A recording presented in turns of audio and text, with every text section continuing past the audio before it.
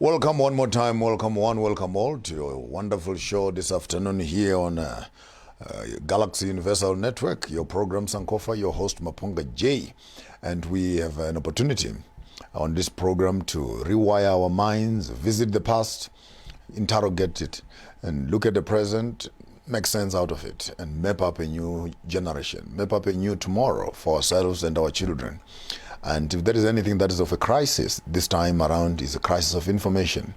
And where the young people who are with us don't have information, understanding, knowledge of where we are coming from. We have seen old people doing certain things. We don't even understand why those things were being done in the days past. And with me, I'll have a fleet of guests today. And I have the two wonderful ladies who go Mfoko. I have also Princess Lorna with me, and King Bhungane is on his way, but the daughter to Queen, what's her full name? Hunadi? Shai. Queen Hunadi Shai had some complications, and I will allow the daughter to explain to us. Welcome to the show, and the party goes on. We're going to have a good time today. Kamaku, welcome, and thank you so much for being here again. Thank you. And Princess Lorna, tell us about Ugogo first before you tell us about yourself. What has happened to our mother now? There's some hiccups. Welcome to our viewers, and thank you for having me. There's some hiccups with Mama. She's not feeling okay, but she's in our prayers. Mm-hmm. Happy Women's Month. Happy Women's Day to all. All right. The queen whom we had allocated to come here, she was coming all the way from Limpopo, and as of the last day and a half, we were just hoping against all odds that her health would be good enough to travel. She would not be able to join us on the program. But her daughter is here, so we'll squeeze her here and there and get some information. My grandfather had a proverb that he usually loved, saying that when a king is advising his children, you as a stranger and you as a commoner, please sit up straight. Then you get an opportunity to learn also how the royalty treats its own children. And if you are living in a kingdom, then all of us are royal children in one way or the other. You may not have the royal blood in you, but you are living in a royal empire. The question is, how do we live and how do we manage each other to create for ourselves better environments and communities? And since we are advocating and calling the African not to lose his Africanness, the question is, what is it that makes an African an African? And I want to start right there with you, Gogo Mfoko, comparing the women of the past and the women of the present and the women of the future. Mm-hmm. Start with the first question. What were the women in ancient times, and what was their role for themselves, for their families, and for the greater community at large?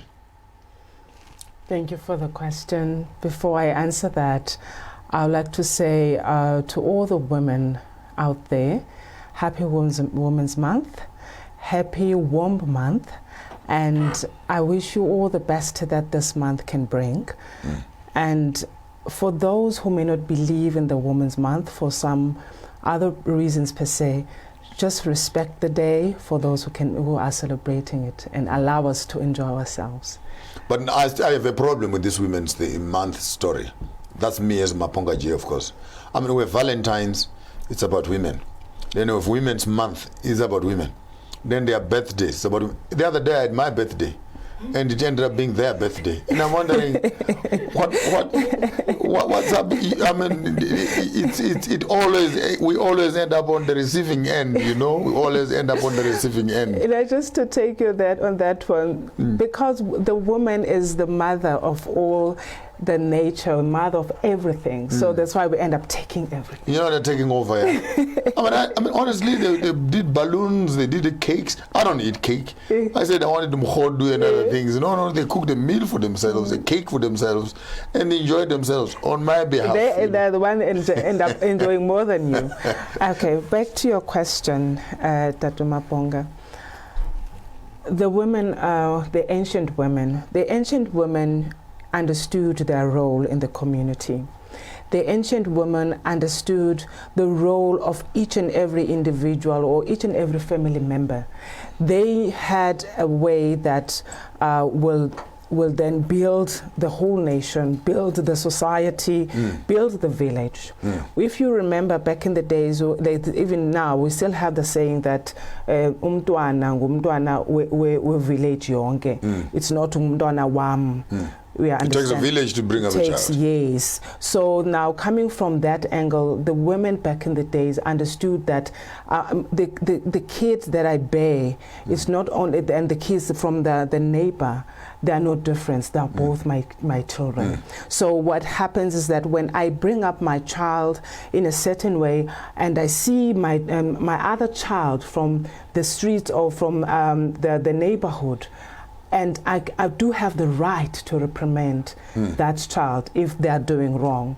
And also the role that they had then to take upon themselves is to instigate and to cleanliness in respect and the way of how do you nature yourself as a woman, how do you take care of yourself as a female girl, and at the same time the way there were teachings that they used to happen back in the days based by our old, like abo gogo betu, abo mama betu. There were different categories of these women.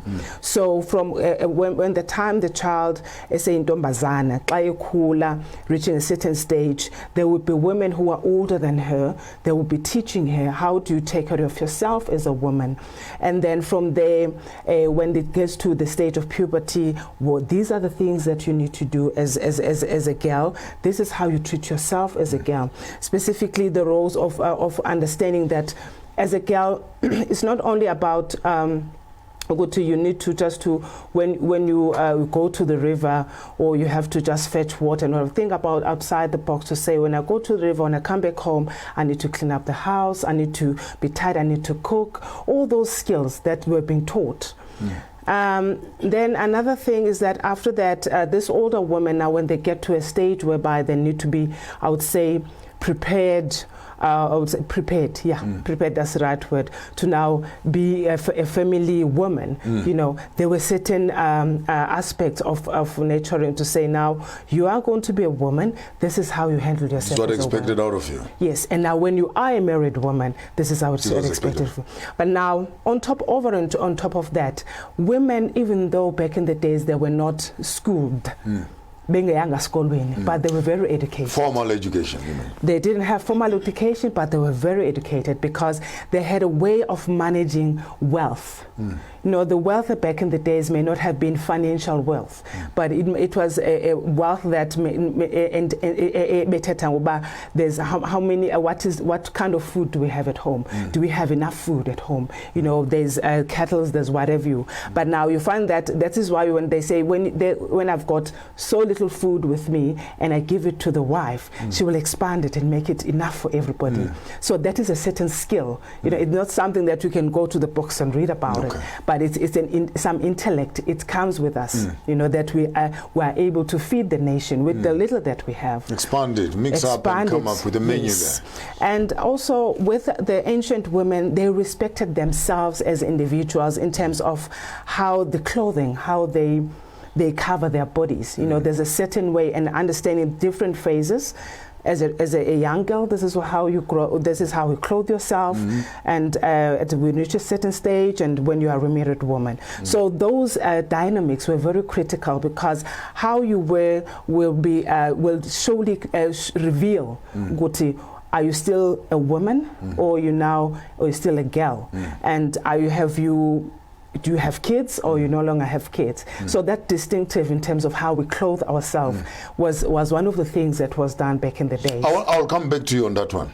I want to throw something on Princess Lona. Having grown up in the palace, having grown up in the midst of royalty, what were the expectations? Can you just maybe take us through the do's and don'ts of being a princess? What made you? I mean, I grew up with my grandmother, and while we were walking past villages, she would even take Vaseline and put it on our lips so that you don't look hungry, so that you don't beg or ask for food, that kind of thing. I grew up in that kind of space where you'd rather be licking Vaseline because you cannot be eating in other people's plates, kind of thing. So I have a little bit of my own history also, having brought up by a strong grandmama, you know. But in your own experience, what did it mean growing up in a modern woman? I can see, you know. But having grown up even in this generation in a royal house, what are the do's and don'ts? Firstly, I would like to say Happy Women's Day to the woman and challenge you a little bit about the way everything is about women nowadays. Yeah, back there. And yes,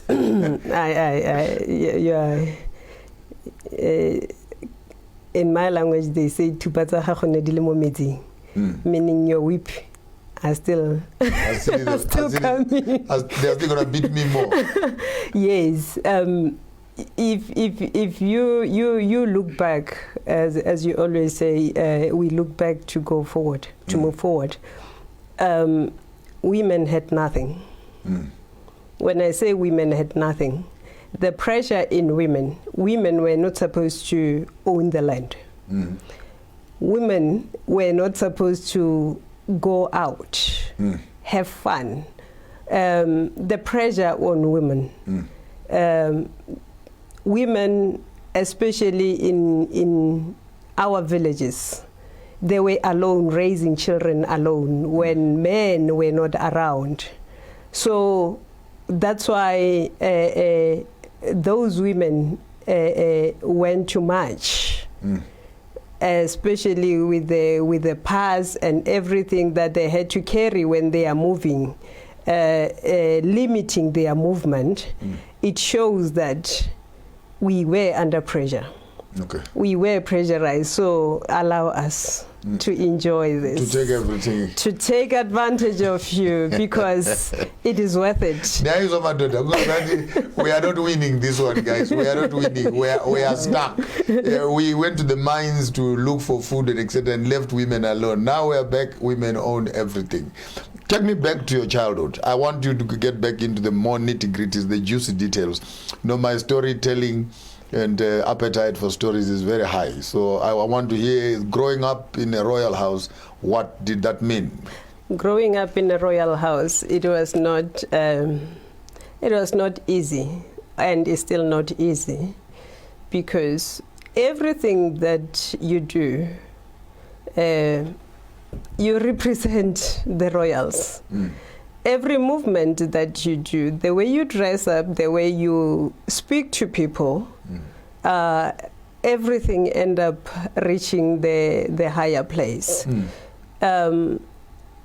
Even in difficult time, I remember when I was going through abuse in a relationship, in a marriage, and I end up as a typical child, putting in divorce without my parents knowing, because everything that I was doing was representing on a magnifying glass. On a magnifying glass. So you don't live for yourself? No, you don't live for yourself, because they say you cannot do this because this is a disgrace to the family, because you are representing the Rapatelos. You need to understand that every move that you are making, it's not for you. So it is way too difficult to be in the royal house. It is way too difficult to carry the crown to say, I am a royal.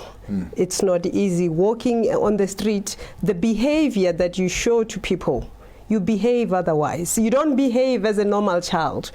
When you do something, because I was like, I liked to fight a lot at school.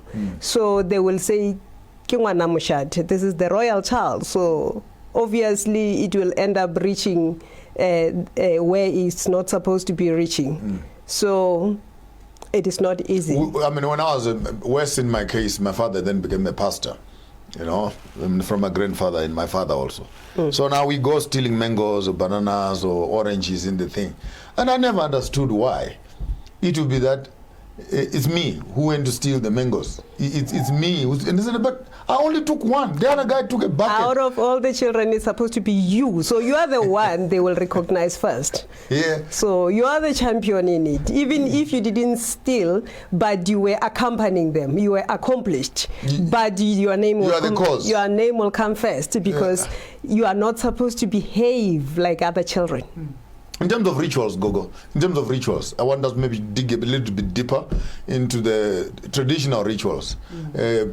What was the involvement? What was the involvement of women in terms of the entire community rituals? I'm looking at marriages, I'm looking at funerals, I'm looking at rainmaking ceremonies, I'm looking at men going for war, men coming back for war, I'm looking at celebrating of seasons, and the whole word, because I'm driving somewhere, because the modern person, when they look at African culture, they would want to lambast and throw everything to the wall, that women had no place. The place was only for men. And you come up to say, actually, men were not there. So women remained running the homestead. Yes. And that in the homestead means they were running everything.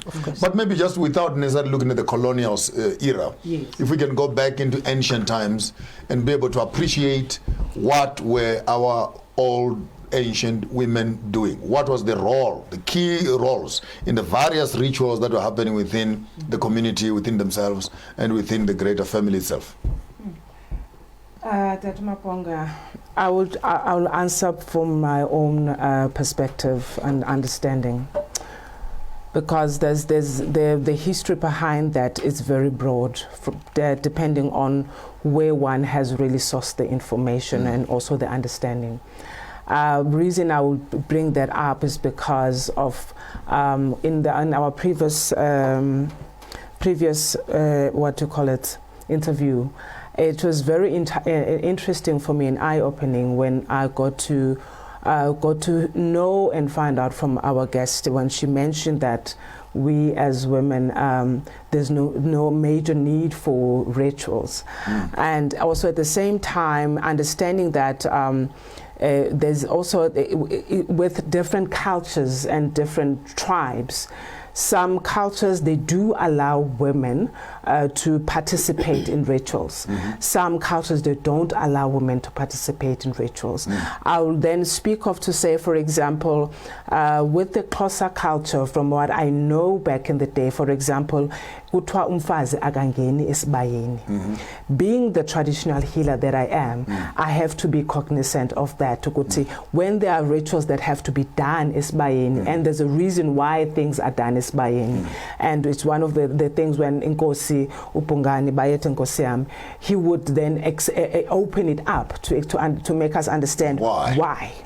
Now, during that aspect of when women now having to understand, remember when I mentioned earlier on, women understood their roles. They understood who does what in the family.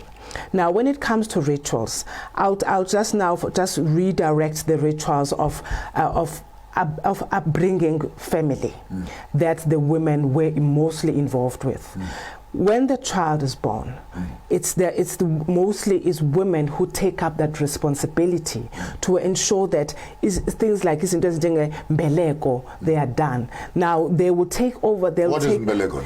Mbeleko, I don't know what's the English name, but it's a certain ritual that is done to acknowledge the child's birth and to introduce the child to the family and also to the spirits. You know, some kids, they would find that they were I would say ngabantwana belanga, abanye ngabantwana bemvula, and all those things to ensure that they're aligned with their lineage and what have you. And when this mbeleko is done, it's very critical because it gets to connect you. Remember, when you are inside your mother's womb, you are taking everything your mother is. Now, when you're out, you're now an individual. So that ritual is critical, so that the child can now be known by those lineage people that within her or him. Now, the woman will then be will then ensure that ritual, that introduction it's done, and also then now having to discuss with the males, you know, and having to speak to the partner or the person who I would say utata umntwana, to say we need to do this for umntwana, and also the woman will be the one knowing the actual date when the child was born. But on that organ, Princess Lona, when you say men, you know, women were excluded, and you're also echoing the same thing, that women were excluded from SBN, for example. Interesting. But men were also not allowed into the when we're giving birth. We are not also allowed in some certain places where children are being born. Men were not allowed. I remember growing up, my grandmother telling me, go to the bushes there, pick up this and this, bring it here, we are doing this, and we'll all be sitting on the walls there trying to listen and say what, and if you are found behind the hut there, of course you leave your backside touched there. So I understand the clear distinction between what women could do and what women could not do. But the critical question I want to ask, which you are both not hearing me well, would you run ceremonies, rituals within a family space and women are totally excluded? I was still going to unpack that. Yes, and I was starting from the child. Now, when the child is grown up, now whether boy or male or female. Now, when there's certain rituals, now I'll jump it out and say now leave the upbringing of the child and what have you. Now, when there's certain rituals, for example, that's why you find that each and every home would have Indluka Gogo. I've been mentioning that. That's where most of the rituals will be done. Gogo is like the old woman's heart. Now, there's where now you find that some rituals, normally they'll be performed by ugogo, somebody who's who's past the age of giving birth, who's past the age of engaging intimately. So now you find that is the woman who'll be engaging mostly and having the right of access to be sitting and speaking and doing certain rituals, because as women, as we are the source that be able to connect with the other side. So that mandate has already been given to us by the nature. I'll pin you down on that one, because I want you to come out clearly. Is African spirituality patriarchal or matriarchal? Because Christianity comes with a patriarch. That Father Abraham, Father this, it's all male, 12 disciples, 12 sons of Jacob, 12, it's all males, male, boom, done. You come to African space right now, I hear you talking about Indluka Gogo, Umsamo, for example, and you're giving me a clear indication from what you're saying that heart is not the heart where patriarch is in space. It is a space where Ugogo runs the spirituality of the entire family. Is it your understanding, therefore, to suggest that the African spirituality, it is founded on the grand matriarch rather than on the grand patriarch? It is like that. For example, when I was looking to just introduce the side of whereby when we're talking of spirituality, we're talking of indigenous healers. We don't look at whether you're male or female. There's no male or female within that aspect. You know, we both, when we are sitting together, we respect each other based on our spirituality enlightenment. We even know when say gogo omkhulu, we're just respecting the person who's been with you, or the person that resides in you, or the person that has come back through you. So it's just a matter of respecting that. But now when it comes to now say ugogo wenza ama rituals, even men, you know, would be able then to come and participate in those rituals. To understand. And also if I remember very well, that back in the days, that is why when our men had to go, and when they have to go to fight, go to wars and what have you, women will have to give the blessing. So that's the power that they had. To understand, those are the certain rituals that they have to now say, they do just to say, okay, now giving them the blessing, and then they step back, and then us as indigenous healers. So you basically send the men to war, because it was a critical ritual. Because some men, while not sending them to war, some men will not come back. So the whole ceremony actually centered around the participation and the women's involvement, emotional and support and encouragement as men are going to war. In your own experience, Gogo Lona, Sis Lona, Princess Lona, what would you reflect in terms of African spirituality and the involvement of women in that space? African spirituality and women in the royals, I can say the royals are matriarchy, not patriarchy, because wow, it's very important for Khadi to be there, even if it's hundreds of men. But if Khadi comes in, now everything can go on. But before she comes in, everything will stop until Khadi comes in. Khadi, who is Khadi? Khadi is the grand matriarch, the aunt. Khadi is the aunt. The sister. Khadi is the advisor to the king. There's no king without a woman. A woman lead from the back. And then there comes Master J saying, I'm a king. Everything that he says is not from him. It's from I'm actually reminded of the Swazi monarch, for example, and other Southern African monarchs like Lesotho, which I've had some personal contact with, that actually have the two palaces across the road, one for the king himself and the mother. And then depending on the issue that you are bringing, you have directed either, hey, this one will be discussed from there, this one discussed from here. But even after discussing with the king here, then you hear that no, he has gone there to make an inquiry. And the whole residence, for example, Umhlanga, is not handled and is not carried out from the royal house of the king. It is actually hosted by the queen, you know. Yes, you can continue. So it is very important for women to be recognized, because right now if you get sick, the first word that is going to come to you when you are closer to your master, when you're closer to your creator, it's mama. Even when you see that I am going, the first word that you say, it's mama. Even when a child is born, when a child learns to speak, the first word that comes out, it's mama. Matriarchy is very important. And we should take that into consideration. We cannot look down on our ancestor.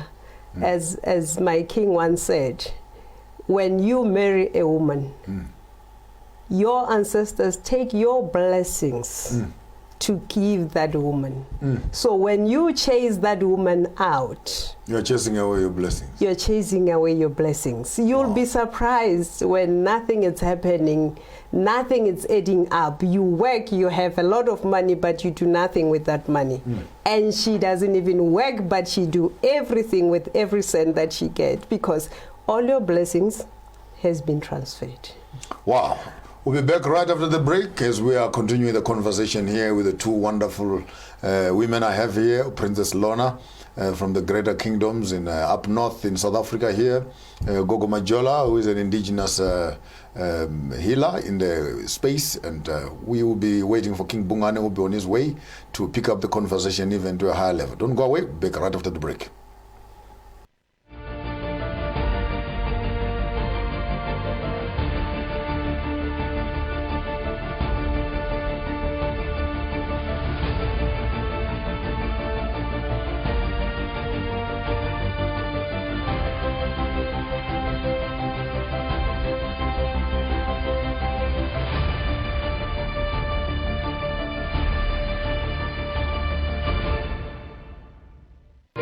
Tech Talk brought to you by Tamani Technologies and Systems. Tamani Technologies and Systems takes leadership in fourth industrial revolution. The whole world is facing a transformation. The revolution will be developed into the following stages: digitization, cyber security, Internet of Things, managed services, document management, and business applications. We provide business transformation and ICT solutions with presence in 13 African countries and 2 European countries. We are your leading partner in integrated platform providers, innovation leaders, standalone products, and innovation pace setters. Tamani Technologies and Systems, delivering value across continents.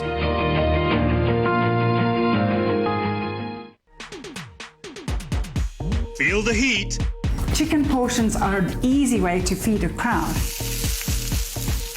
I've just started to incorporate all my ingredients. We're going to put this inside of a hot cast iron skillet. You want to really fill up on great protein. It's now time to sample the chef's dish. Look at this. I know. Like that? Feel the excitement. The chicken is on the spot. Feel the heat with StarSat.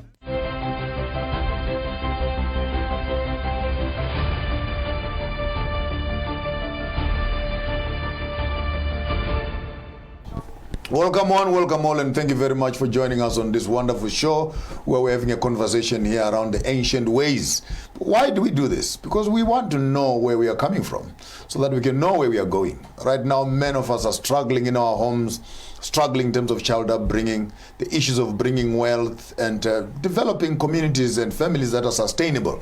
And it's my sincere understanding that some of the mistakes that we are committing are as a result of not understanding the past, where we are coming from. I cut you short just before the break. You're also going to be inserting some stuff there on the rituals as she was responding to the African spirituality and the involvement of women. Over to you, madam. Kamaku.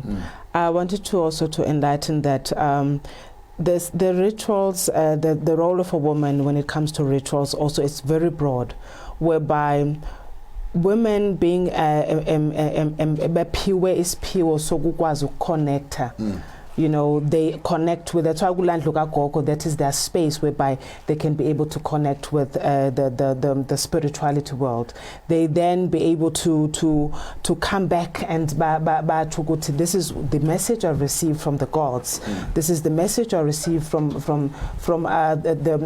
say abadala. This is how we need to do it.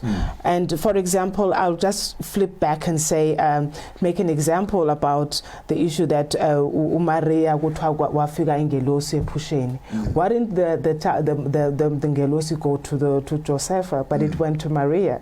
You know, because of the she's a woman and connection. It's always transferred easily.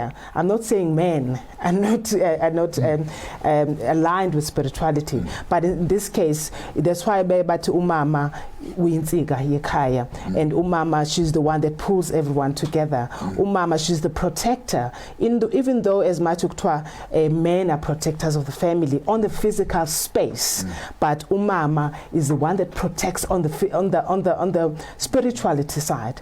And also, when I'm going to take it from the angle yeti, when it comes to the Christianity, they always say you must have a prayerful woman, because when your woman is praying for you, and you know you can go and fight any war. Do you understand? So now coming to I've seen a book, the power of a praying woman. You know. Now, when you take that concept, was taken from the fact that women are the ones that you find that when they given their space and time, they know that they easily connect, you know, and be able to transfer messages from the other side, which is now when it comes to the actual physical rituals, you find that women would tend to be told that now you cannot enter into this particular space, you cannot touch this meat, you cannot eat that meat for certain reasons, because understanding that women, we have our monthly rituals. So we may not know at that time whether you're in your monthly ritual or not, you know. Now that is why it's safer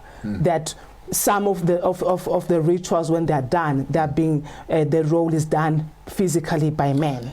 Being advantaged to have both of you on the table, I will have fun here. I will have fun. Let me throw it at you, because she's here, she will moderate it.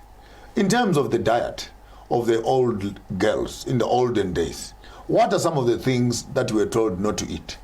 And then I would want you to respond from the indigenous knowledge system. Why were these things not allowed, not permissible for our young girls to participate in? And even if we can look into our generation now in the 21st century, are we now at liberty to eat those things? And what are the ramifications of feeding 10 to 15 eggs to a young girl who is 4, 5, 6 years old? because you want it to grow fast. What does it mean to grow fast? I'm just giving that as an example. But in your own experience, if you remember well, what were some of the foods and the meats as a young girl you were told, hey, you don't eat that, you don't touch that, you don't eat that? You know, Master J, food is very important. When my grandmother was like, it's taboo, and then we came back to say, taboo has died. When she died, you said taboo. Oh, you said taboo has died. You were challenging. Taboo has died, meaning I can eat anything that I want. In my language, they will be saying "diaila usule," and you know what they were telling us. It was very important. The food that we are supposed to be eating, the rich food, because if you look at it today, a male my age, that's why you were seeing back then an elderly man has to marry a younger woman because women grows fast. If you feed your child eggs, as you say, 6 eggs, if you feed your child, your baby girl, cheese, rich food, then the baby just grow otherwise.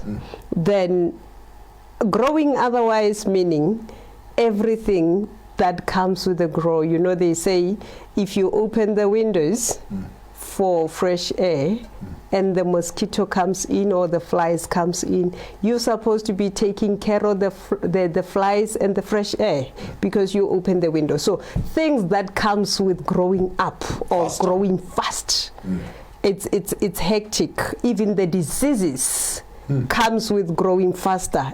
The rich food that we were not supposed to be eating. Imagine right now a 10-year-old, a 9-year-old seeing the cycle. Back then, cycles were starting at the age of 18. 18? Yes. 16, 18, you know, you're mature. You're mature, so that's when you start puberty stage. That's where you start seeing your menstruation cycle. That's where you start developing your boobs. But right now, it's hectic. At 5, 6-year-old. 6-year-old, she's already on her period. It's already on her period, and what's going to happen after that? Wow. Respond to that one there. My response on that one would be to say that there's 2 aspects to it that I would like to bring forth. When we have to look into indigenous healers, when you have to go through the training process, we are restricted not to eat certain foods. And the reason that is because those kinds of food, they have got a physical and a spiritual negative impact on a human being or the body of a person. For example, and also for the fact that when you eat dairy products, you know, as my princess has mentioned here, that those kind of food, the rich foods, it activates certain hormones to now run faster than the time it has to be.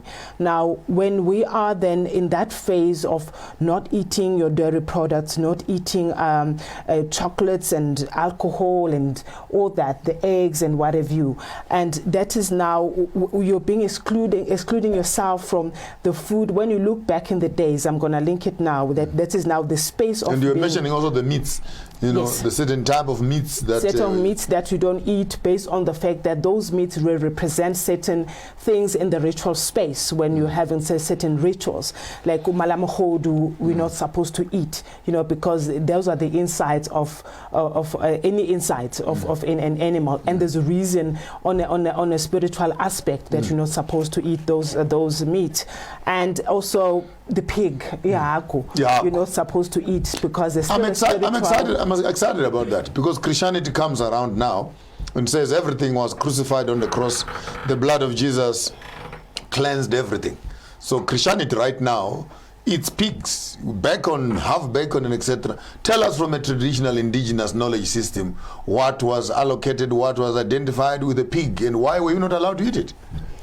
From my own understanding that the pig as an animal, that when you look into it, you can't classify what the pig eats.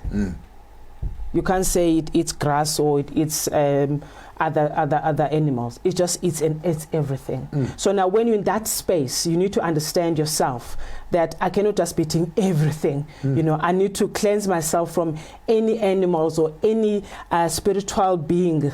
When I say spiritual being, even the pig, it's in its own, it's an animal, it carries its own spirit.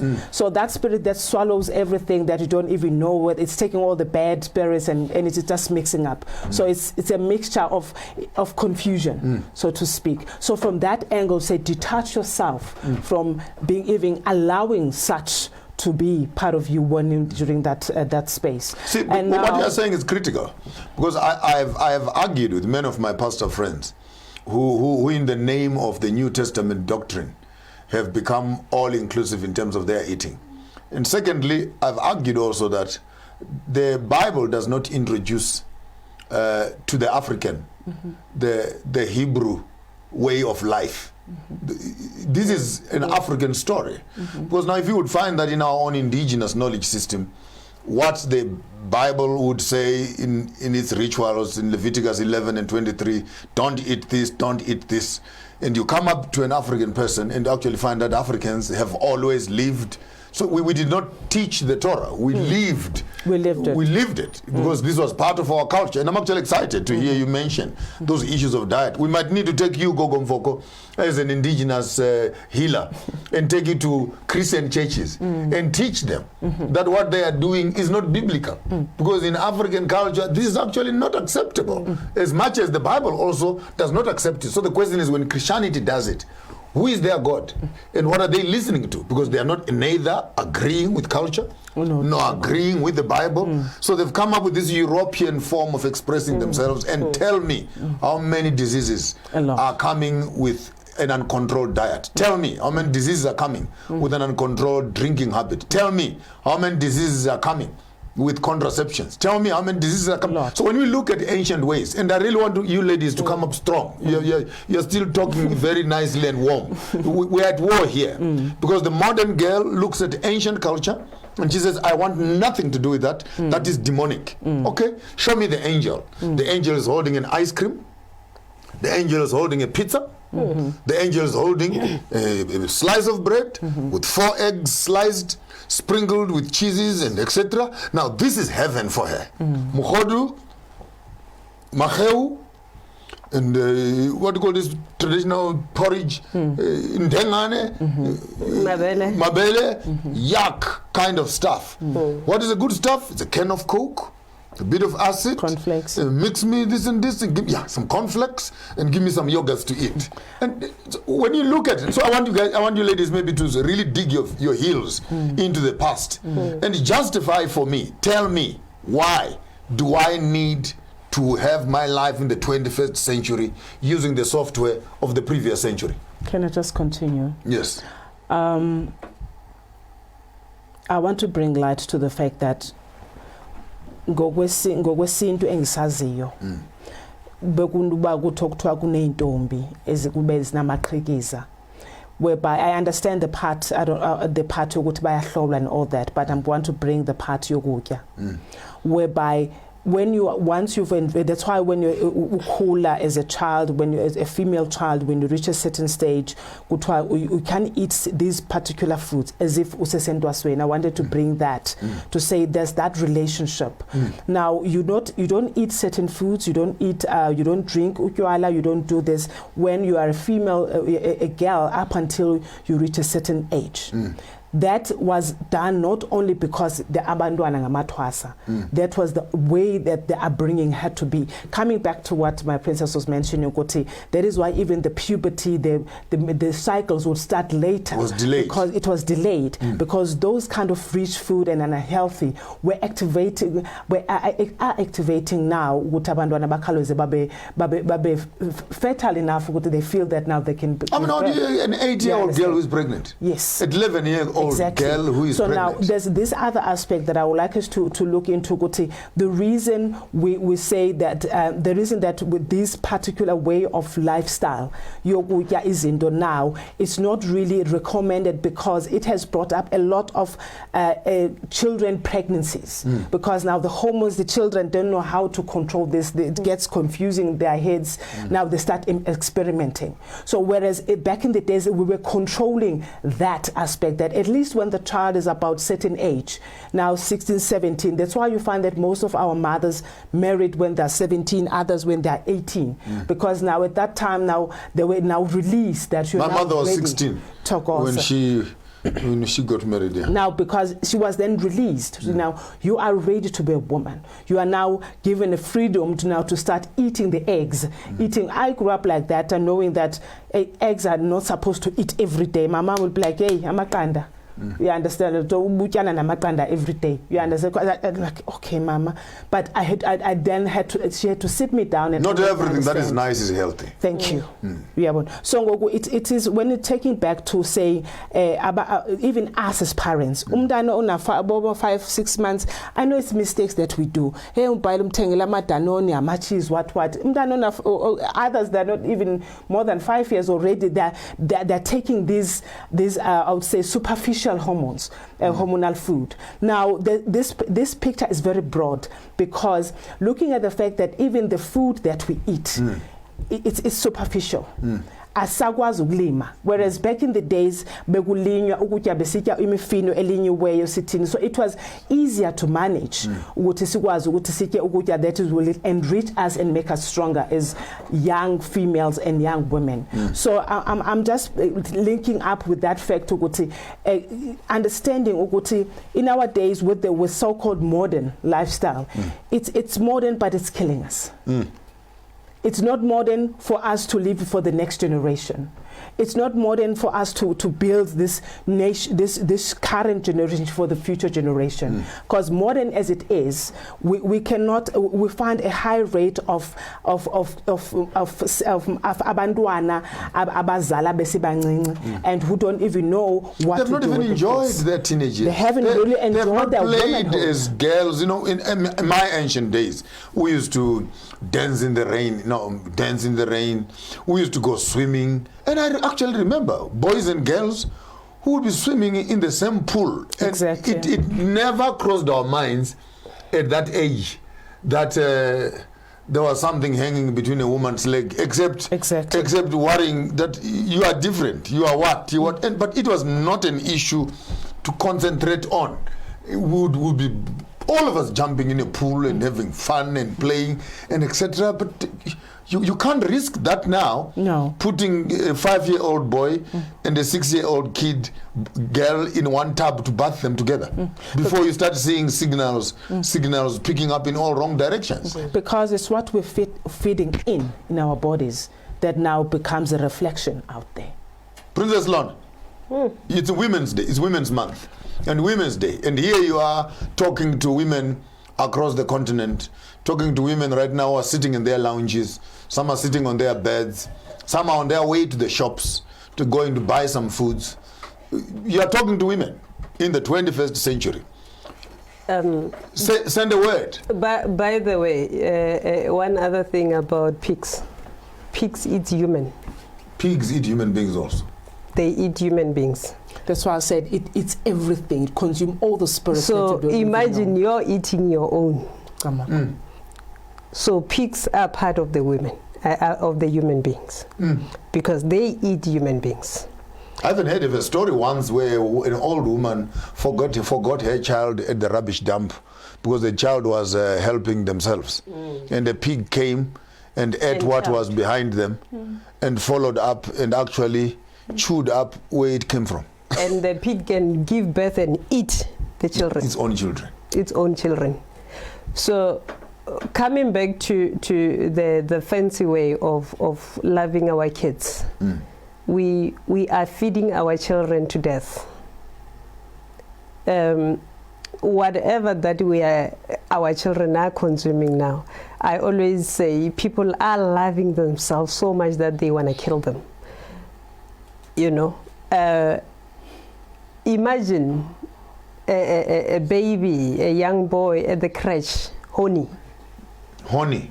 A young boy at the crèche, the one who's supposed to know nothing. That's why you see even our government try to teach our children about sexual matters, that mommy and daddy, when they are sleeping, they are doing 1, 2, 3, because they realize that we are losing it and we have lost it. And we're supposed to be going back. You are saying a child who is at creche. At creche. And they are honey. And they are honey, and that's why you see all these things going on social media and videos of children doing funny things at the creche. At creche. You can imagine, what is it that makes that young boy like that?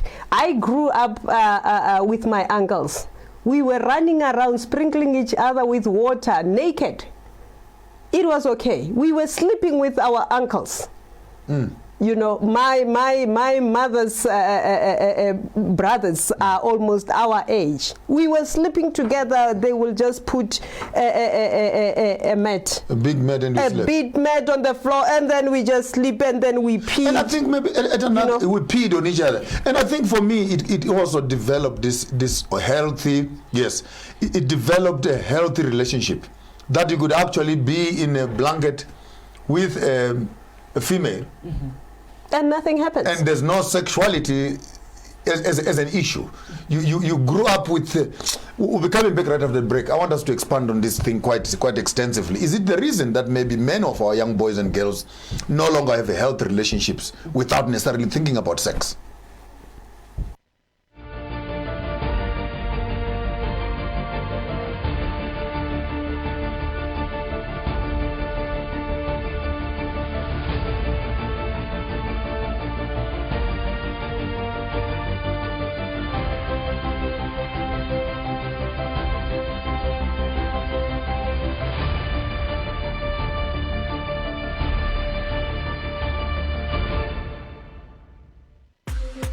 Challenge your ordinary. Experience the extraordinary. Not only the government, the municipality here has had no plan. Now, I believe that my peace is my most valuable asset. Absolutely beautiful! This is exactly what I was looking for!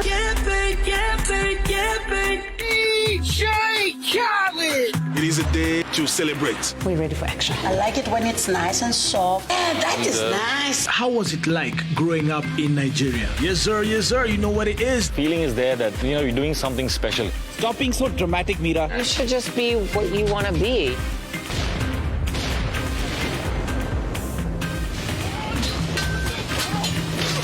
Experience the extraordinary with Starset.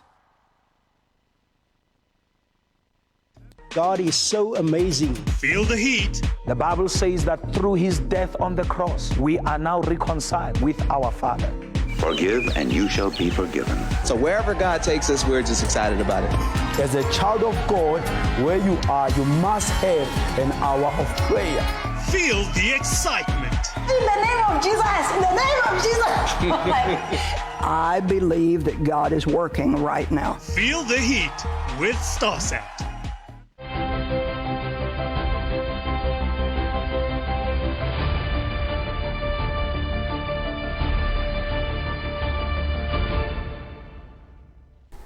Very important stuff that we're discussing here, the issue of how we as Africans used to develop our relationships one with another. And I think Princess Lorna raised quite a mountain of conversation right there, that I don't want us to undermine that. I want us to build on that thought pattern, that boys and girls, uncles and nieces and aunties and etc. I actually remember vividly my aunt and my mother bathing me as late as I was 10, 11 years old. I mean, you would bath yourself regularly, but when you're supposed to go somewhere special or somewhere, then mamati come. And I know it would be a little bit embarrassing because by the time you're 10, 11, 12, you almost now were aware of what's happening. But it ultimately, it would come there where you need to undress yourself, and then they would clean you up and wash you up and etc. And I think you learn to be naked in front of a woman and it was not sexual. It was that clean. So that even when you are sick, we're still, I think it was 15, 16, when you are sick, the whole thing of being a boy falls off the table. You must now become a child. And mommy would say, you have a boil, where is it? Where is it? And you know, these boils have a way of finding themselves in places that are complicated. And I remember at the age of 18, 19, my mother literally going further to find out what was the problem in the lower hemisphere. Yeah. I mean, you're building that. I want you to build up that thought. Is it a reason we can look back and say, maybe men of our women and men of our women and men have not developed healthy relationships with the opposite sex to an extent that it later on bounces back in terms of now, boom, for the first time next to you, there is a man and there is a woman, and you've never been this close at this level without necessarily thinking sex? You know, Master J and my queen, let me give you a scenario where my younger brother, he's 3 years younger than me, the one who comes after me, he was sick to such an extent that he couldn't even bath himself. At the age of 27, he couldn't bath himself, and they had to take him where he can get help. And guess who was taking care of him? His mother. Myself. You did that. I did that. And you know, there's where we went, it's hostels. It's a male hostels and there's a female hostels. And we had to go out and go and do what we are supposed to be doing for him to get his healing. And who's supposed to be bathing him? You did it. I did it. I had to go in to the male hostel, and I had to put the water in the bathtub and then, you know, in the dish, not in the bathtub. The bathtub is a fancy thing, you know. I have to even take the razor because he was weird. I had to shave him. I have to clean him up. Top to bottom.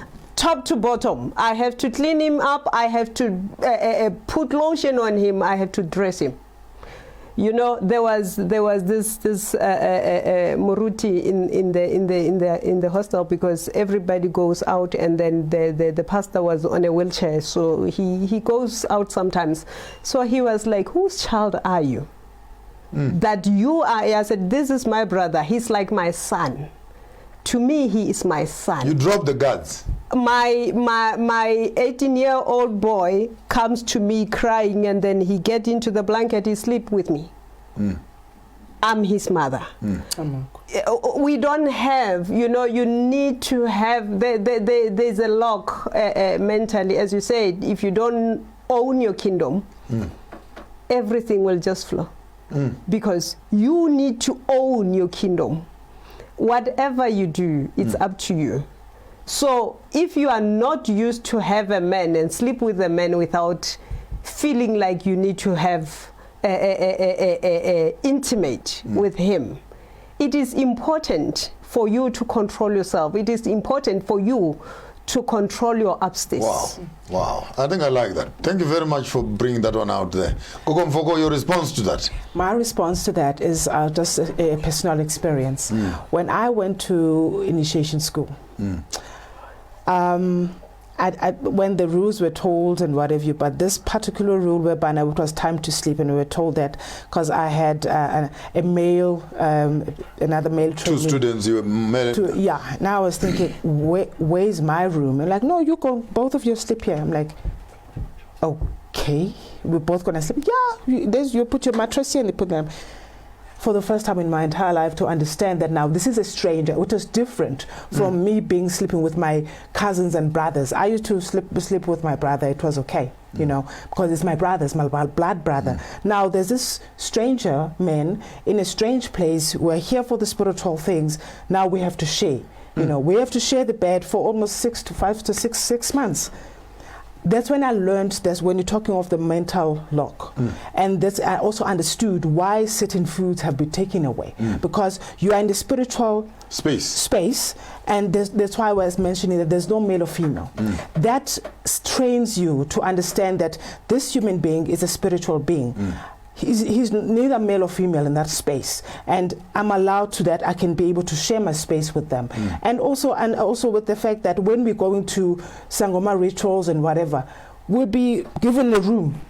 There's many of us, male and female. This is our room. We're sleeping here all together.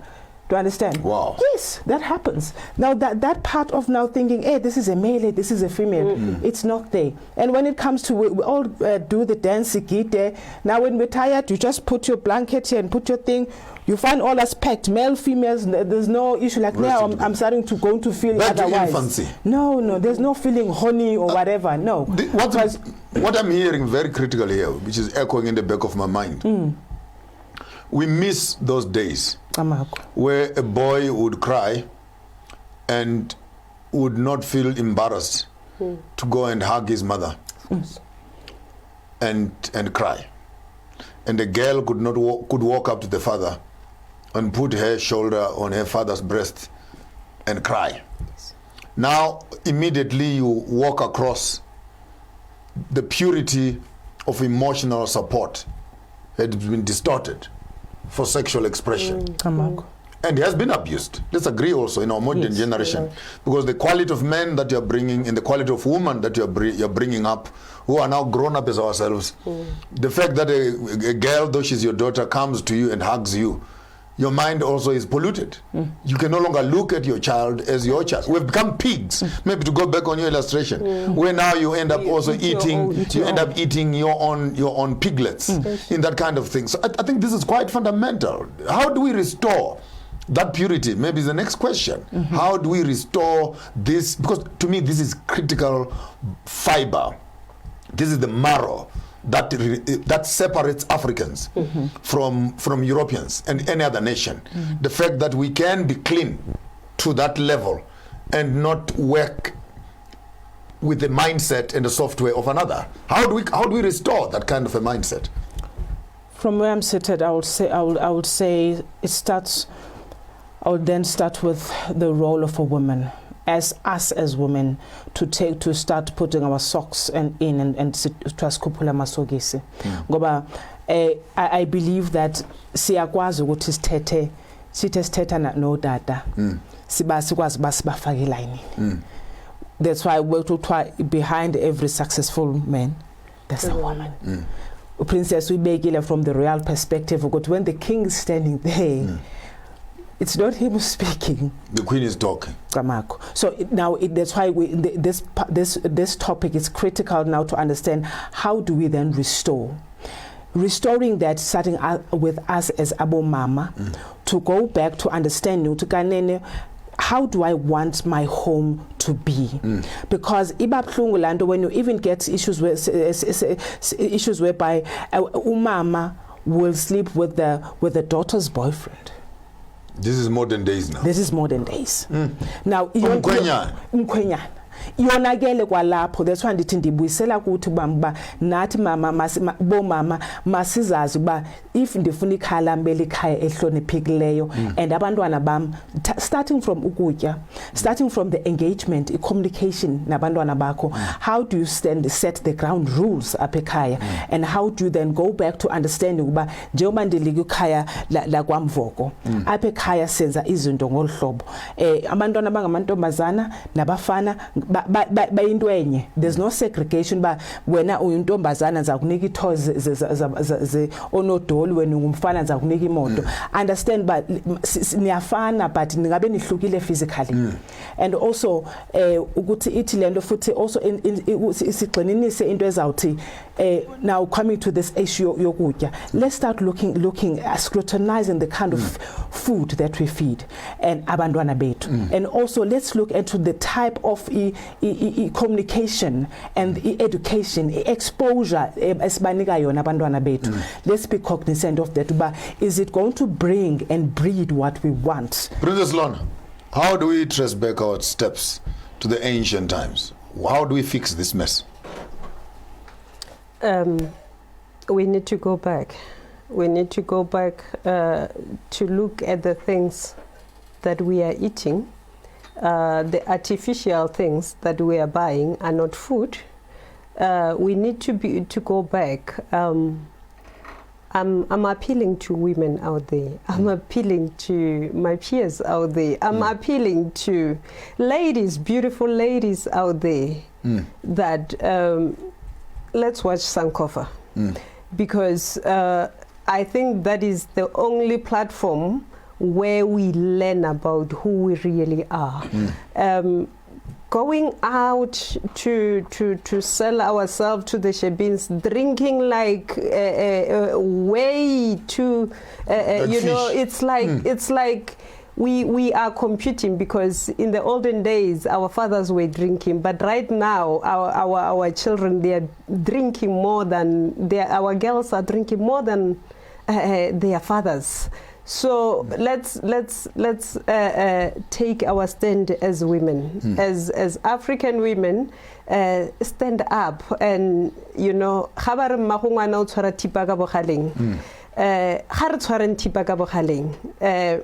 it where it cuts. Let's stand our ground. Let's give our children education, proper education. Don't say, don't do as I do as I say kind of thing. No, you must practice what you preach, because your children are walking on your footsteps.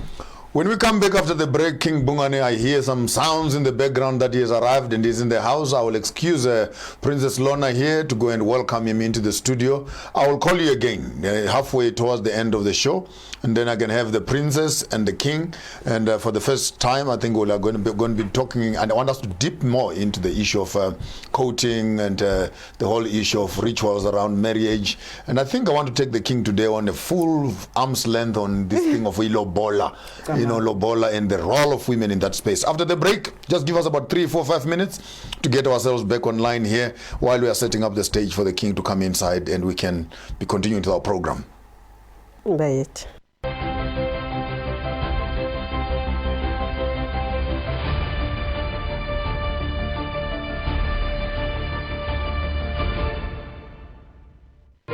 Tech Talk brought to you by Tamani Technologies and Systems.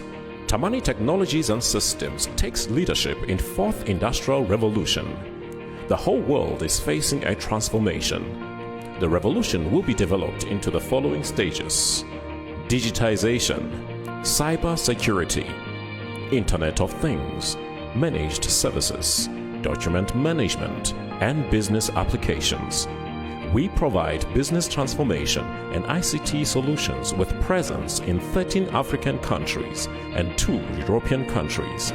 We are your leading partner in integrated platform providers, innovation leaders, standalone products, and innovation pace setters. Tamani Technologies and Systems, delivering value across continents.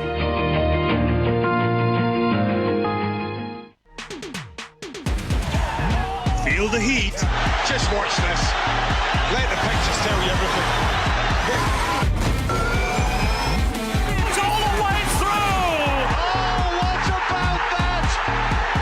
That was really special. Those are the moments that supporters will remember. Feel the excitement. That was delightful. Feel the heat with StarSat. Feel the heat. I love Adam Selman. The girls are really thin. I think it looks very glamorous from the outside. The life of a model in New York City. There is such cool prints. So many. You know, I'm buying this. Look at me and all the selfie sort of thing. Honestly, I didn't really know that was actually a job. It just didn't occur to me. Congratulations. Feel the excitement. Feel the heat with StarSat.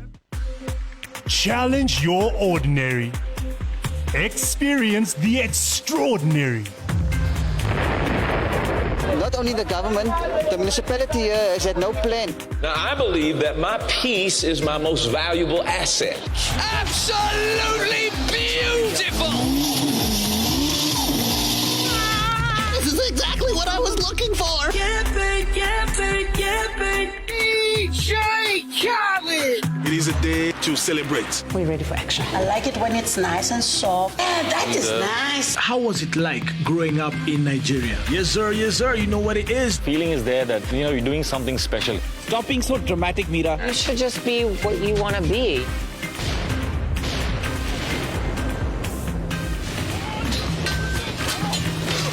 Experience the extraordinary with StarSat.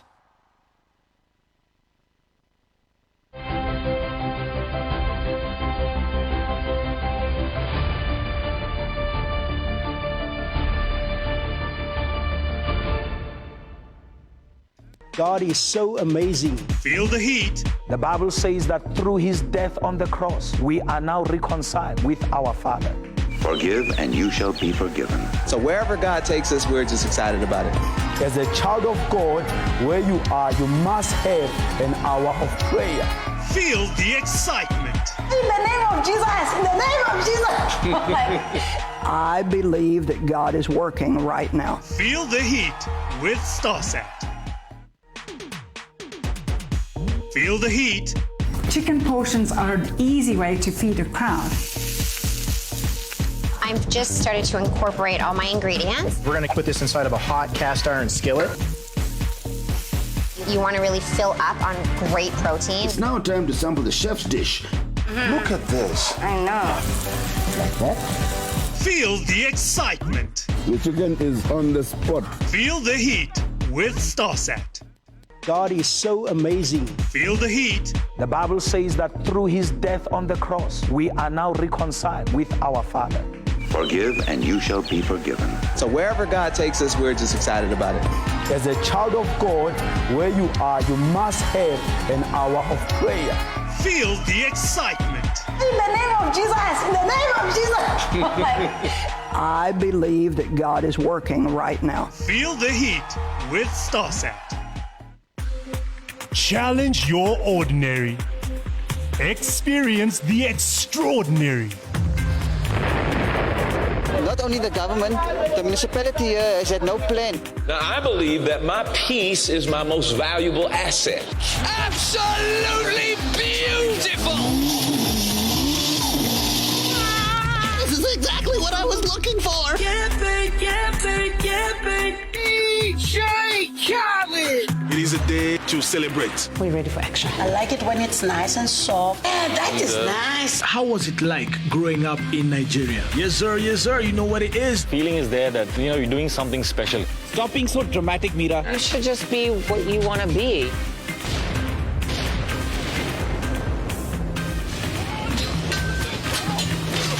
Experience the extraordinary with StarSat.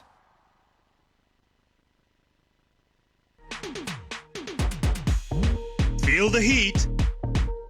I love Adam Selman. The girls are really thin. I think it looks very glamorous from the outside. The life of a model in New York City. There is such cool prints.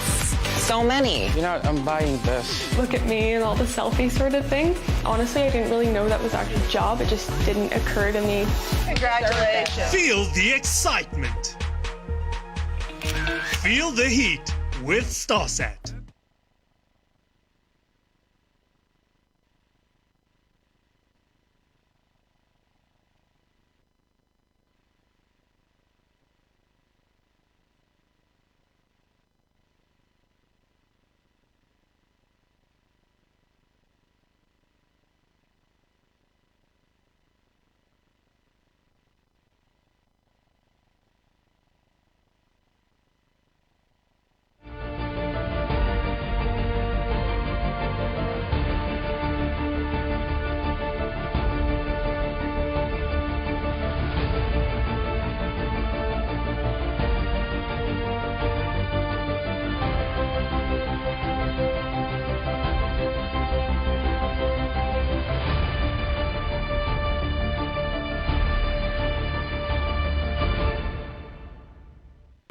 Tech Talk brought to you by Tamani Technologies and Systems.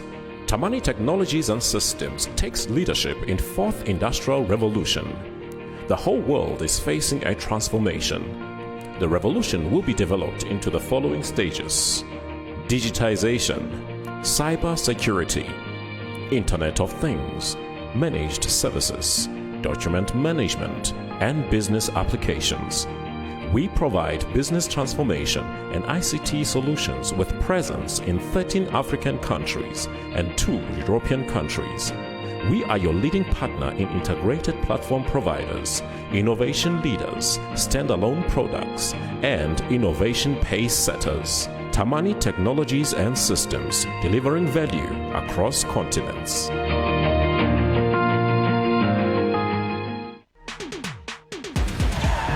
Feel the heat. Just watch this.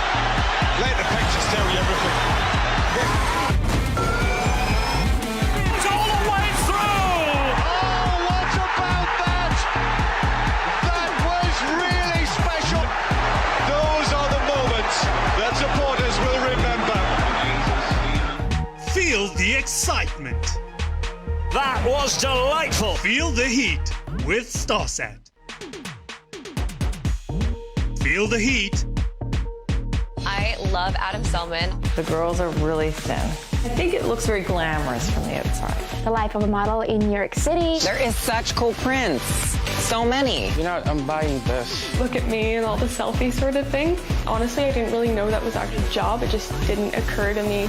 Congratulations. Feel the excitement. Feel the heat with StarSat.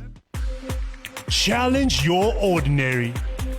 Experience the extraordinary. Not only the government, the municipality here has had no plan. Now, I believe that my peace is my most valuable asset. Absolutely beautiful! This is exactly what I was looking for! DJ Giles! It is a day to celebrate. We're ready for action. I like it when it's nice and soft. Yeah, that is nice. How was it like growing up in Nigeria? Yes, sir, you know what it is. Feeling is there that, you know, you're doing something special. Stop being so dramatic, Mira. You should just be what you want to be.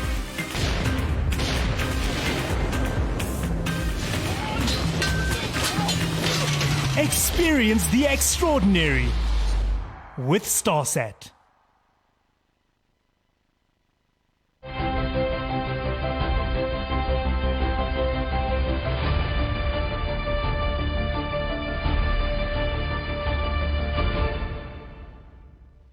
God is so amazing. Feel the heat. The Bible says that through his death on the cross, we are now reconciled with our Father. Forgive and you shall be forgiven. So wherever God takes us, we're just excited about it. As a child of God, where you are, you must have an hour of prayer. Feel the excitement. In the name of Jesus! In the name of Jesus!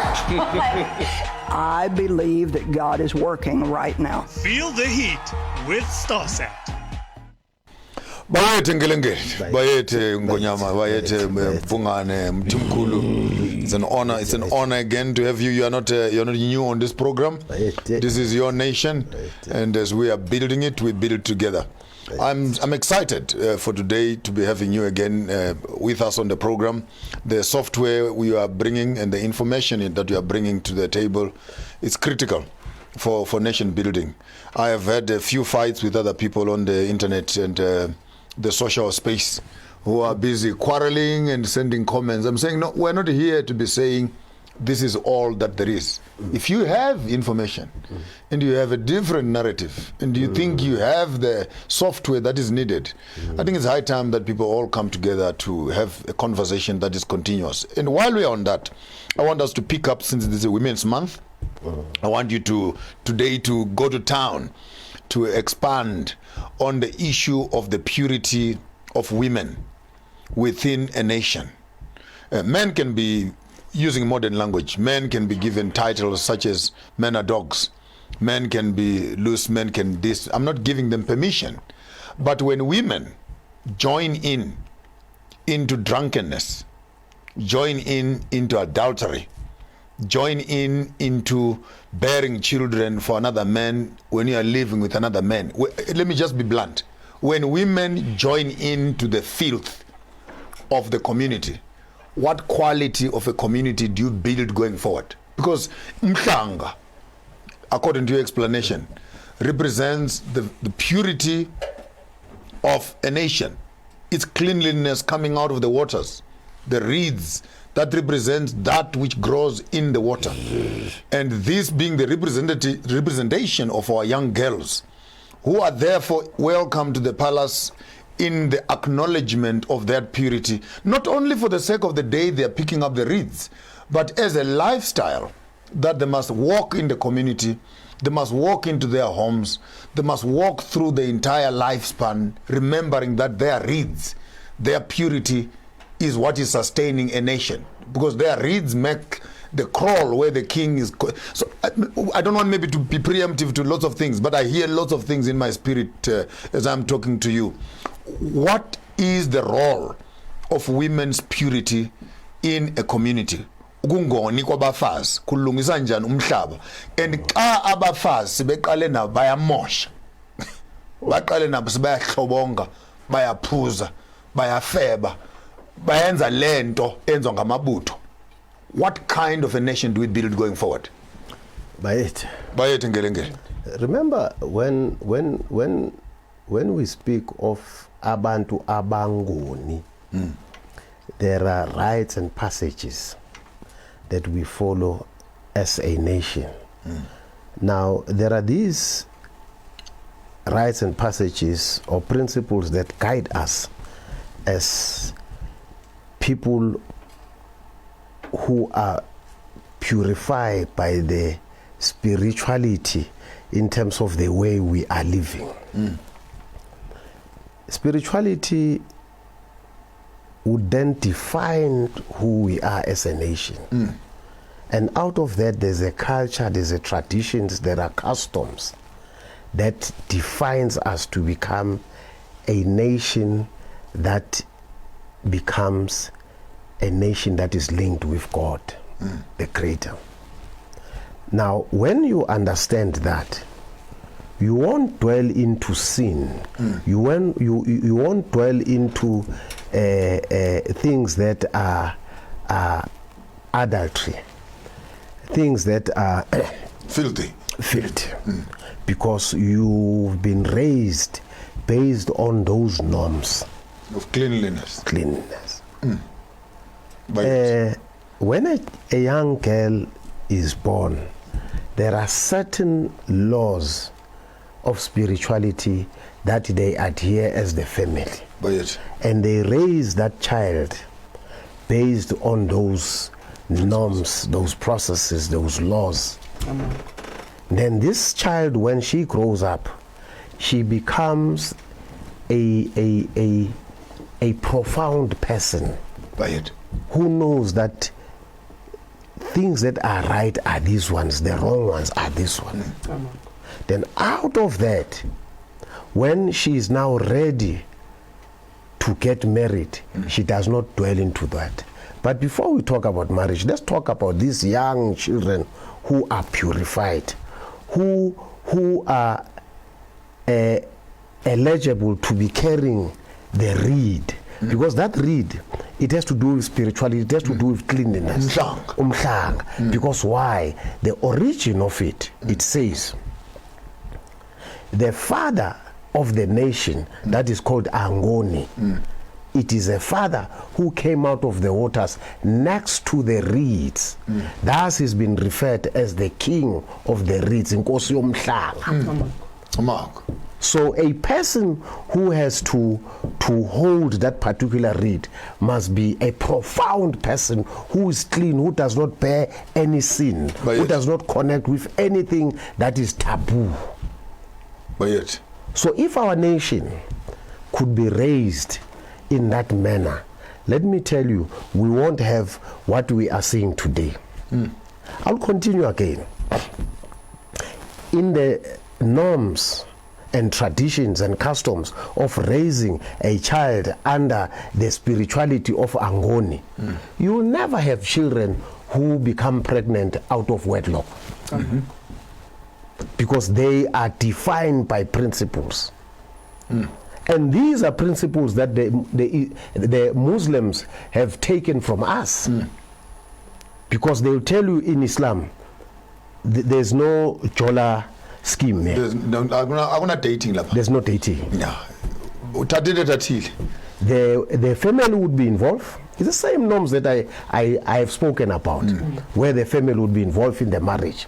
Then that child would, from day one, would be taught. She will know that these are areas that I do not dwell into, I do not move into, because these are areas that are satanic, influenced environment. Evil. They are evil. You pollute and contaminate. Absolutely. So when you come to a situation that we find ourselves, remember, colonialism is attached to satanic behavioral patterns. Now, colonialism is the one that changed our societies. Now, when you speak about colonialism, you speak about something that has to do with changing other people's culture, traditions, customs, the way they live, into what they want you to be. Thus, we find ourselves dwelling into evil because of these satanic people whom we refer as colonizers. But in the normal circumstances or a situation, these are the norms of Angoni that do not make us to dwell into sin. As our children, they are to carry that particular rite, to remember the person that became our father, that is called Dlomongangi. Thus, you would find these young girls being purified. But who is the guide to them? Are the very same parents who are defined by this society of what we call a spiritual society of Angoni. Angoni simply means not dwelling into sin. People who are not contaminated with sin. But I love what you're saying. You dug your heels into the past and you stayed there, which was quite exciting. I wanted you to pass a little bit across that terrain. Yes. And because my question was specifically looking at what quality of a society do we develop, are we in, when our women, because it's a Women's Month. Absolutely. So, and I would want us to hit hard on Women's Month is nothing if we cannot celebrate women's purity. Absolutely. Absolutely. Women's cleanliness. Yes. Truthfulness. Women's honesty. Yes. I mean, we know men who are bringing 3-4 children in their house. They don't even know who is the father of those. Absolutely. So what happens when a nation loses its women to colonization, when women are now involved into the processes of lies and evil and debauchery? I wanted to maybe just move away from the past to the present. Yes. But you cannot divorce the past from the present. They're joined. They're joined. It assists you to define yourself. That's I spoke about spirituality. Because today we have dwelled into sin. It is because we have totally detached ourselves from the past.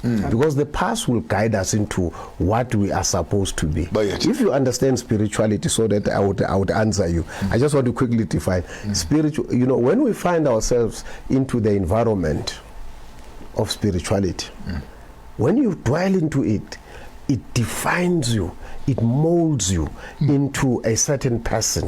When you have find yourself into that environment, the spirituality then defines your culture, it defines your traditions, your custom. You become somebody who is humble, somebody who does not behave satanic. Okay.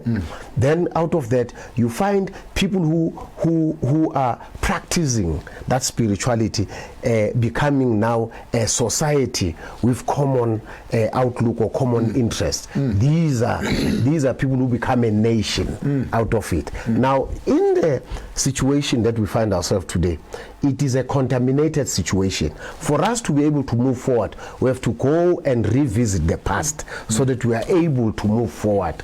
Now, I want to talk about how important is this species that is called a female.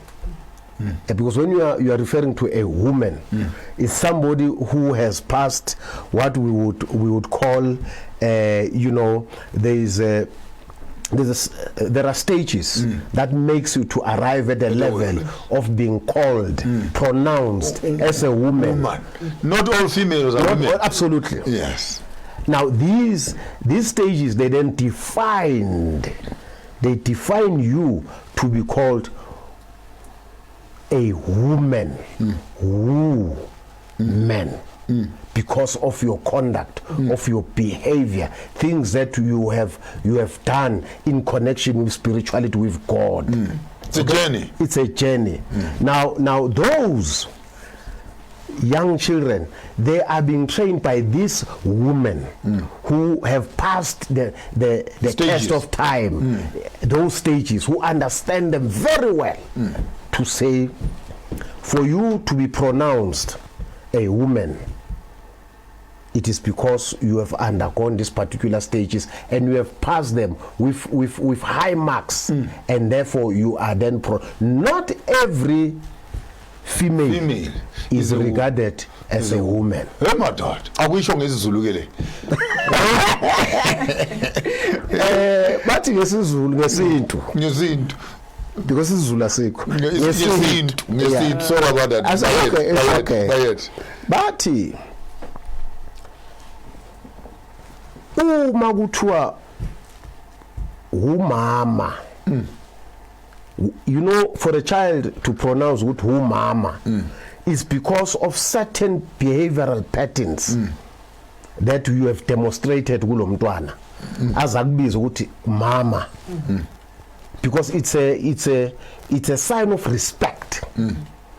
Ngeke uphuza utshwala ube isidakwa ube isifebe ucabanga ukuthi ingane kusasa izokubiza ngokuthi mama, izokubiza amagriza ayingona nomagriza futhi ngoba nayo umagriza, it's a sign of respect because it's a stages that we have lokuza. Now lo mama lo, so called mama lo ofuna ukubizwa ngomama, uyafeba unondindwa isifebe impela esifaka namhlanje unale ndoda abasazwana after couple of weeks olokhu ulele ndoda ethini lengane.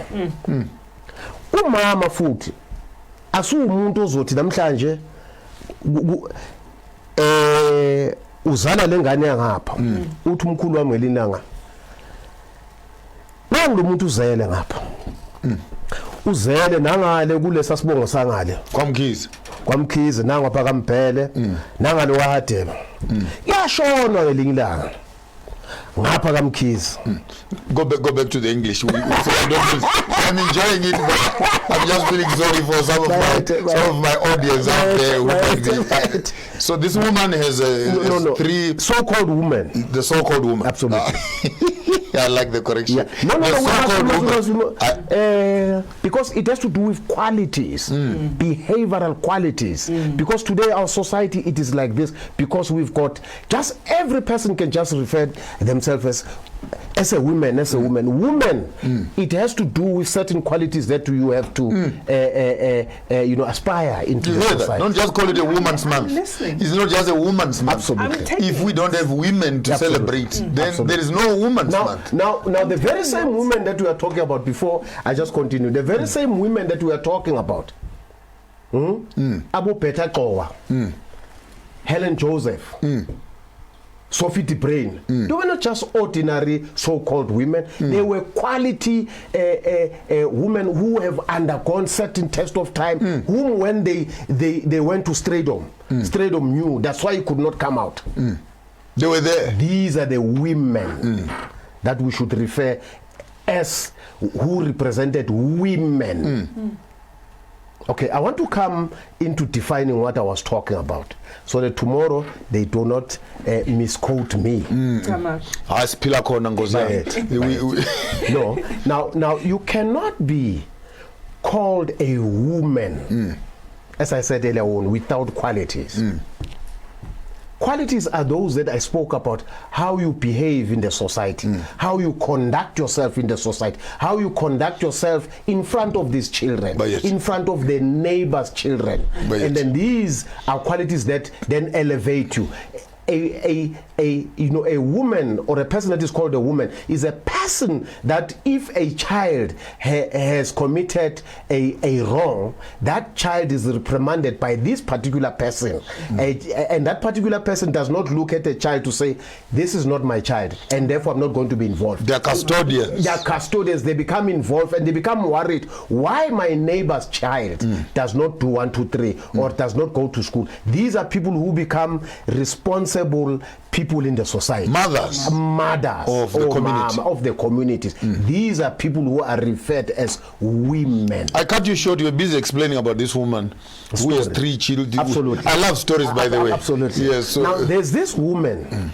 No, it's a so-called woman who refers herself as a woman who slept with me as Maponga, have children. Next time meets with Khatebe, has children in the same house. Next time it is Mkize, children. There's another child. These are 3 children in the house. 3 surnames. 3 different surnames. And these are people who have entered your space without confining yourself into the principles of spirituality. The invasions. They've invaded your space and they gave you a child. Already it is a cursed child. 1, cursed child number 2, cursed child number 3.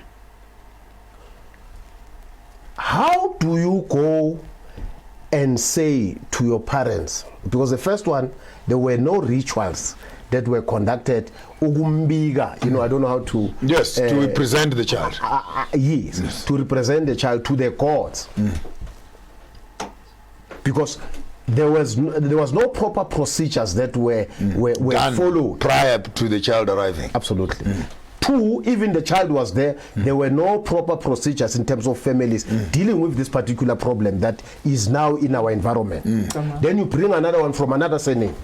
Then you bring one again the 3rd one. Now, one family of the Bhunganes, I'm just making an example. There's a funeral now. There's a funeral there. You have to accompany this child to that particular Bhungane family.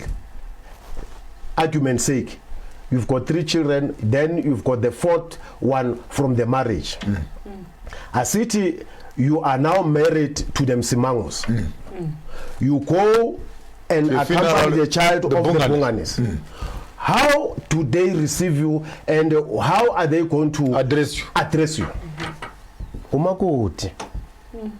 You see now, you are now invading a space of the gods, of the Msimangos, because the Msimangos have paid the dowry. The Msimangos have fulfilled everything, but you are being referred here, introduced by to everybody.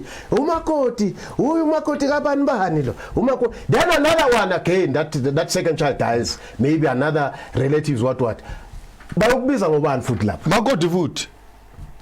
Kanti igama elithi makoti ukothani yena umakoti. Now in a true sense, when you would go back to what we were talking about, the rites of passage of marriage, you'd understand ukuthi umakoti has been referred to what. A makoti is somebody who has undergone certain rituals of marriage.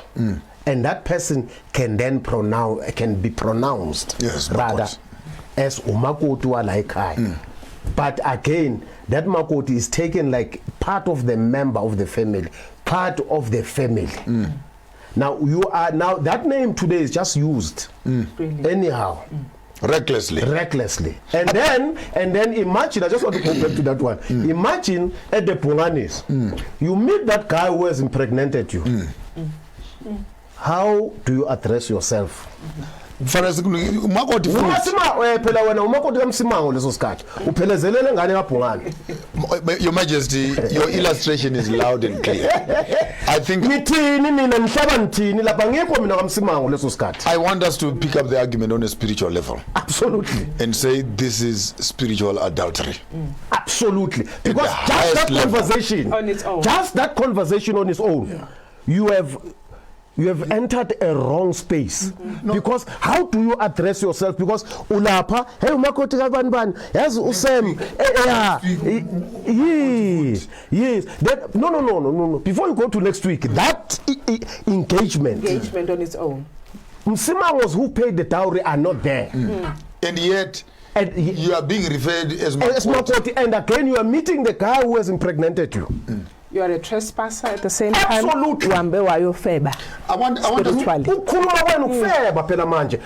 you are now invading the space of what? Of the Msimangos.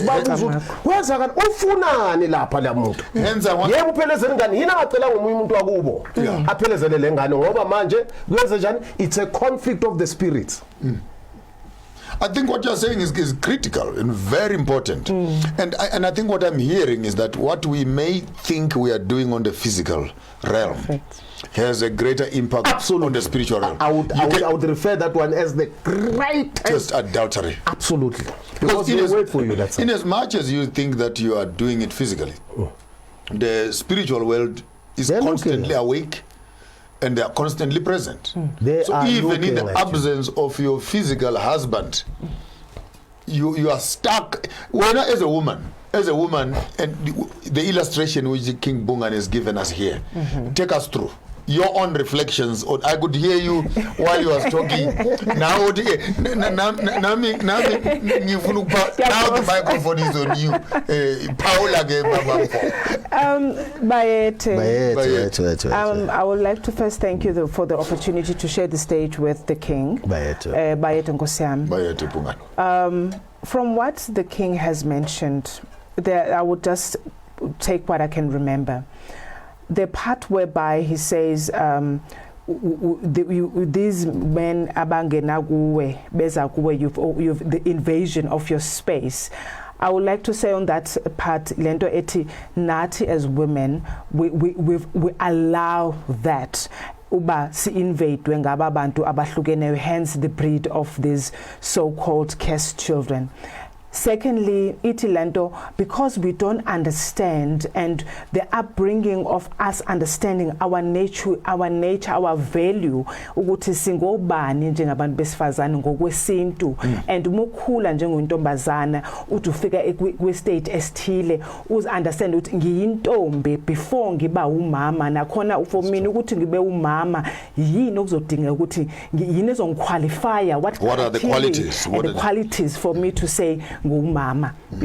So from that angle, I would say it's something that is very important for us as singabo mama, even though thina siyabantu besifazane bekanjalo according to definition not all of you have graduated to become mothers, and it's unfortunate. Let me expand on that. It's unfortunate that these female organizations are being run by females who don't qualify. That's true. As women. You see them when they are sitting at their rallies, showing their legs open like this.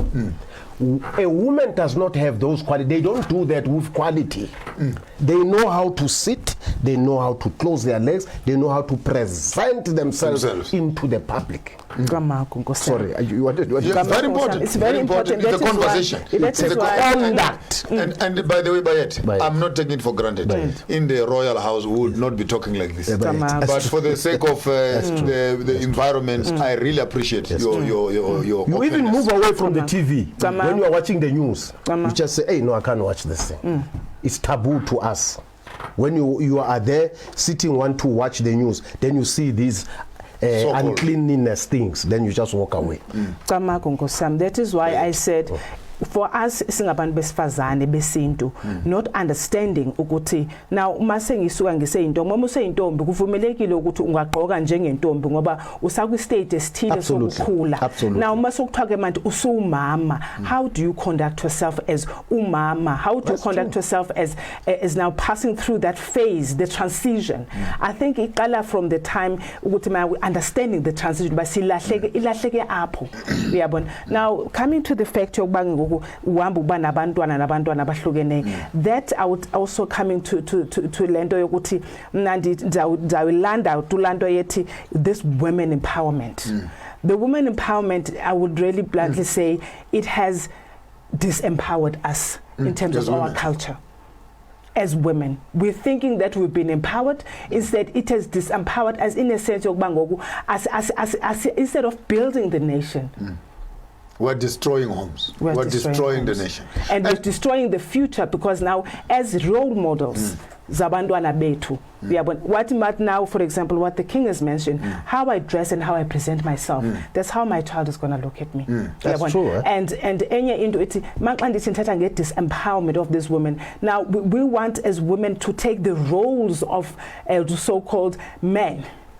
The roles whereby now we're no longer being aligning to principles of umuntu wesifazane ngokwesintu, ukuthi njengomuntu wesifazane njengesintu, this is how you should be running your home, this is how you should conduct yourself. So those principles are now being detached from us. Hence sizofumana uba unokhadebe, unobhungane, unosithole, unomajola as your kids. When we come back after the break, I want us to look further into the whole issue of the cleanliness and purity, and the purity of women. And I think if there is any gift that we are giving you as Sankofa on this Women's Month, it is to say not all females deserve the surname and the title of being called women. What does it mean to be a woman? And I think if we have enough time towards the end, I want to push the King just maybe to take us through some burial rituals and etc. My education, by the way, you guys are lucky. This is my class. It is my chance of learning how royalty works. You know, and we were laughing the other day with one of my friends, and we were planning to organize a particular day and weeks where we would come around and we sit with you and learn. And here I am learning on a public space. After the break, we'll be right back here having conversations with King Bhungane and Dr. Mfoko.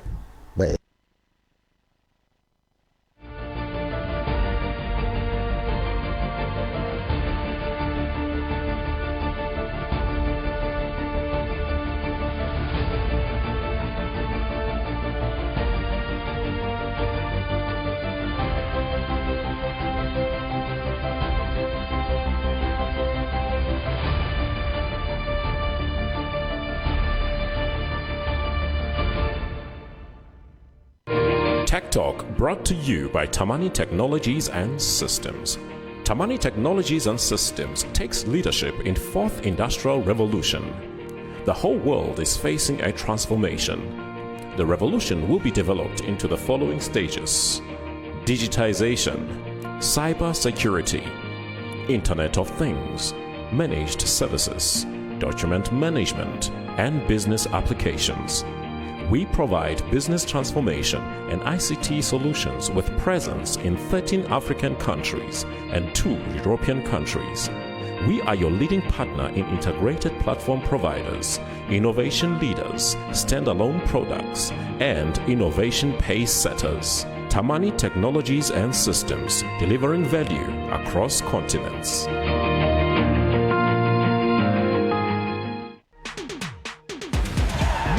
Feel the heat. Just watch this. Let the pictures tell you everything. It's all the way through! Oh, what about that? That was really special. Those are the moments that supporters will remember. Feel the excitement. That was delightful. Feel the heat with Starsat. Feel the heat. I love Adam Selman. The girls are really thin. I think it looks very glamorous from the outside. The life of a model in New York City. There is such cool prints. So many. You know what? I'm buying this. Look at me and all the selfie sort of thing. Honestly, I didn't really know that was actually a job. It just didn't occur to me. Congratulations. Feel the excitement. Feel the heat with Starsat.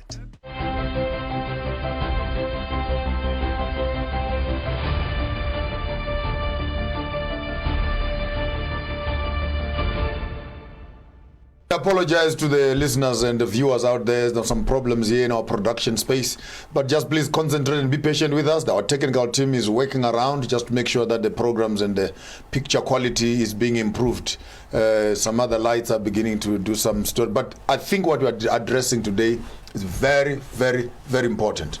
And I think maybe let's pick up on this item. Some young people feel we are too much into the past. we are harassing them with the past. They are now living in the 21st century. What would be your advice to the modern young person who thinks that you are out of fashion and whatever we are talking about is no longer relevant? It's a pathetic case for those ones. But when the mad one and the crazy one and the witch, when you are a king, they all belong to you. It's true. But you see, the past is very critical. You cannot embark onto the journey without knowing where you are coming from. I think that's where we should start. Yes, by it. And for you to be able to understand where we are going, you should be informed of the past so that you are able to tackle what is going to happen in future. Practical example. There is this Mkhize, there is this Bhungane, there is this Maponga children. Absolutely. Let me tell you, if you've got children out of wedlock, do you know that you are going to have a serious problem? And that child is going to have a serious problem if that child dies. Can be he or she dies. Remember, okay, maybe let's make a practical example. That child is referred as who unto the gods. When she or he arrives at the gates of heaven, for argument's sake. ID. Name and surname. Because there they work with certain laws of heaven. And those certain laws of heaven are those of ungaoni, do not dwell into adultery. And they know that there are certain formats of getting married. Now you have children out of wedlock. When they arrive, those children at the gate, without doing a certain ritual, mama, to cleanse them, and to present them to your gods as Abu Mama, you are making this child to be suffering for the rest of her life. And even if she has died or he has died, problems continue. At the end, where they arrive at the gates of the courts, when they look at the computer that side, they are not registered. So what do they become, these kids who are? These are the spirits that we found now lingering here on earth because they do not have the identity, whom we refer as the unholy spirits or ghosts that are lingering on earth. Unidentified. Unidentified. And what do? They become very angry. They cause accidents. They kill people. They do, because they are nowhere. And they are not fetched where they are died, some of them. What happens to them?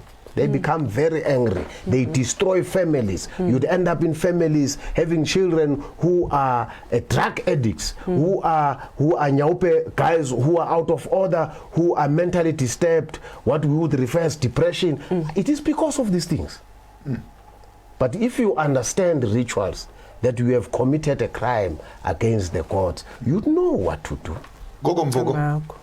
Here you are as a woman. 3 children, 4 in some certain cases. Different surnames. As an example.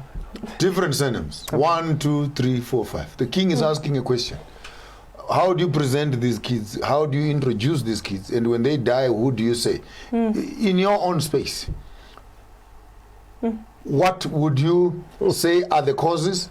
And what are the possible solutions? We might end up again, sending this question back to you again. But I wanted to respond first to the normal, what we might now call what's happening in the community as we speak. And then maybe I might even push it back to you again and say. And then what you do again, I'm sorry, just before that. It's fine. That boy or that girl died. You know that these people never paid dowry from you.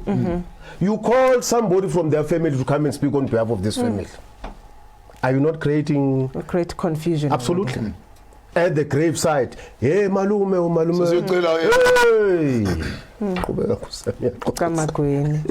This is a very sensitive and a very critical topic, I must say, because when now a child, she's 25, 20, 30, 35, she's old. And when I then have to engage with that particular child, whether male or female, only to find ukuthi when I say to her ukuthi You are the only one at home. I do know I've got siblings. What do you mean siblings? I know my half sister and my half brother and my half whatever. Half. So half. Okay. First in the Valenti Bonne Bam de Talan de Colbandi Taxelba Tina Gesinto Asnabo half. But when and I wanted to be clear. When you are looking in your things, you see one. But uzathena no by 4. Due to no go bana by abanye bathathu go half ban. Okay, yonakala apha ngoku ubizwa ngeyiphifani and I'm called my ngudlamini ungudlamini so bona bangobani lo mnye ngusibani babiza ngezibongo ezahlukene but now we are all staying with our stepfather, like our father ongudlamini suthi ezibongo ezintathu zihlala apha kudlamini zonke.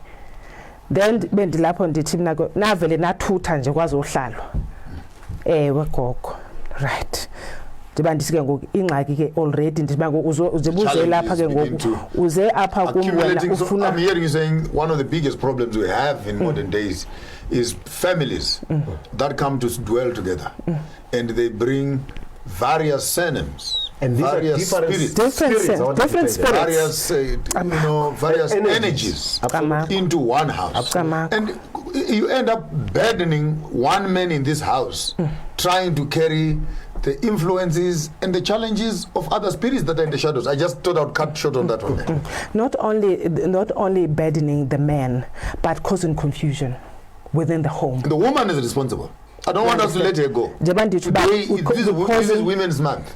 So I don't want us, we always put in cotton wool when we talk about women's things. And I know in social media, once you begin to speak strong about women, you're either, in my case, you're either viewed as homophobic, you are viewed as anti-women. You all immediately when you're asking for women. But you're trying to fix to be responsible. That's what we are trying to do now. We are fixing the society. We are not blaming them, but we are saying to them, do not dwell into that. By it. Don't dwell into that. Now, I would like to also to bring another aspect that Maponga got. In as much as we may say it's women, you may find that there are circumstances that had led to that decision to happen. Yes.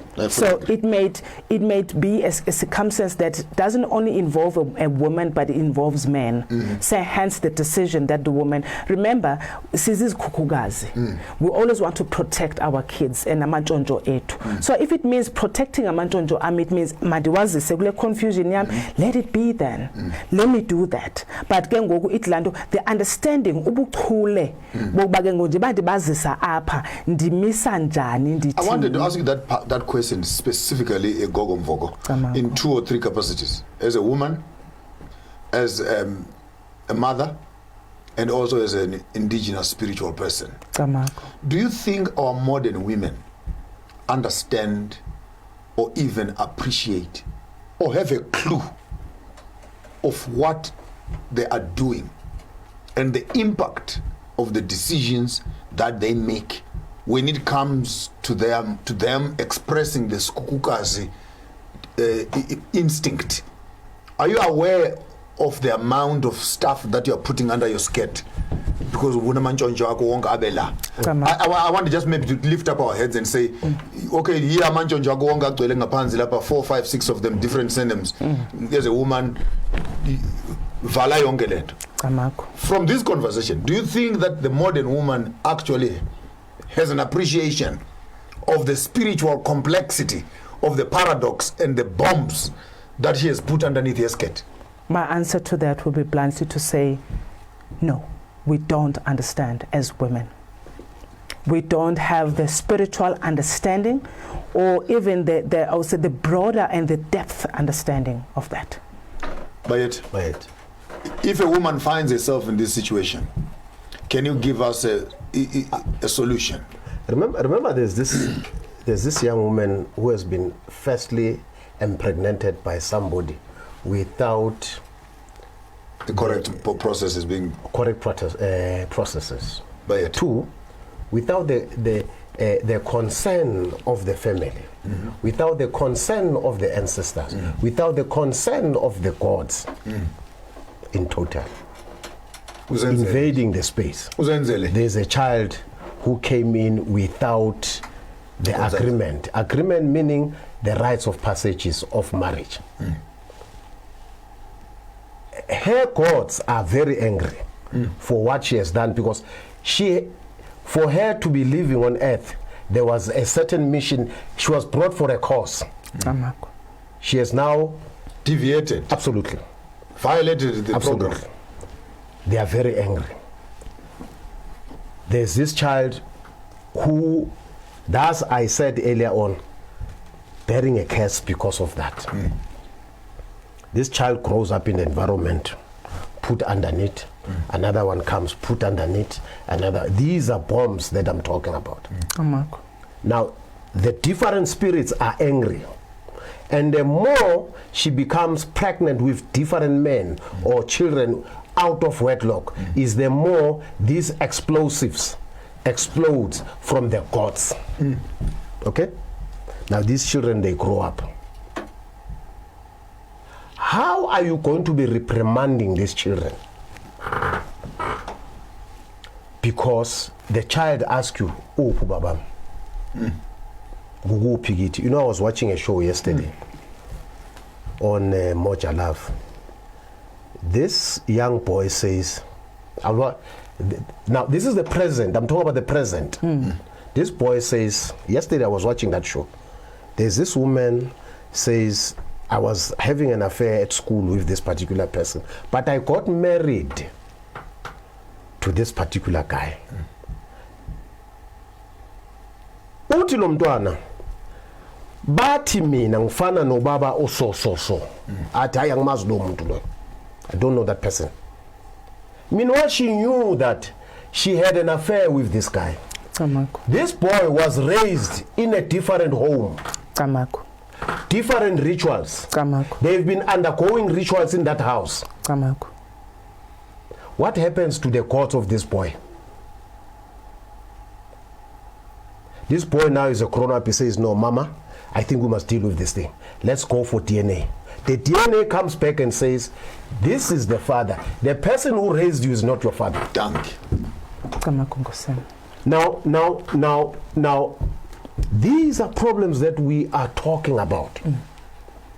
Now, you've got these children where na mama, because of lama bombs, you want, the child grows up and says, can you please prepare a ritual for me? You don't have a right to call up emsamo. Uyomkhulumela ngaliphi ngoba lo mntwana lo akazange abikwe kini kokuqala. Nakubo lapha abazange beze bazoclaim responsibility, abazange bavumelane nani ukuthi no siyalobola or we are paying a damage. You don't have a right to do that. But when you've got a nerve, she's in paper. Go buy some peppers, make some calabash. Are you not creating another scene on top of those explosives that you are having? The day this child wants to get married, gets more complicated. The day they die. The day they die also. But I just want to dwell on to the issue of marriage. Ushata as what? This is the courts. They are angry. Ushata as what? As gabobani. Uzokutshela ukuthi no, let us invite abantu bakabobaba. Bangena ngaliphi lakithi? Wrong sene. You've been lying all along. You've been lying because now when they come, these people, they come as who? That's I said one time when somebody said, there's a child who's been impregnated by who and who. Can we go so big? No, I don't do that.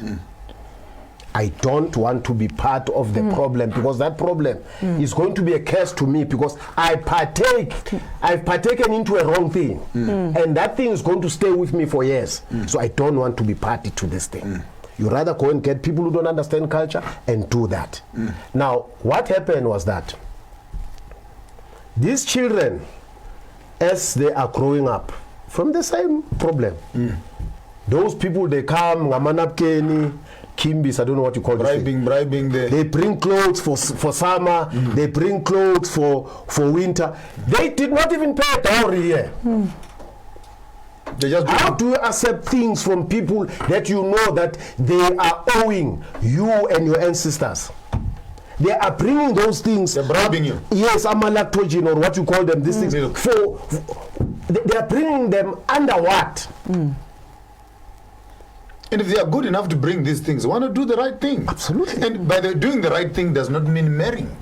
You can do the damage because it is not. Maybe you have lied as a man, as you said earlier. Not always women are the ones that create the sin. It is us also because we lie to these women because we want to sleep with them.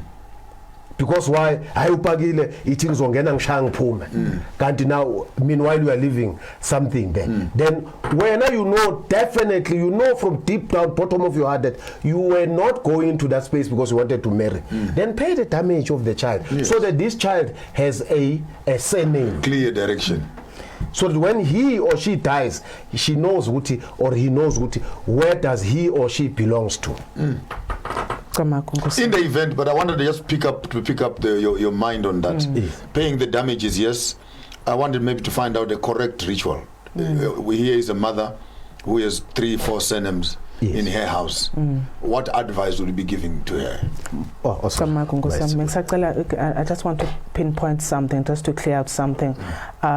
Based on the question that you asked, Uguti, as women, do we understand the amount of damage we're doing or causing for our children? There are many instances whereby you find that many instances whereby umama or the female that has given birth to the child knows that this child is not of that particular parent or the particular father. But they will hide it and pretend ukuthi lo mntana walekhaya.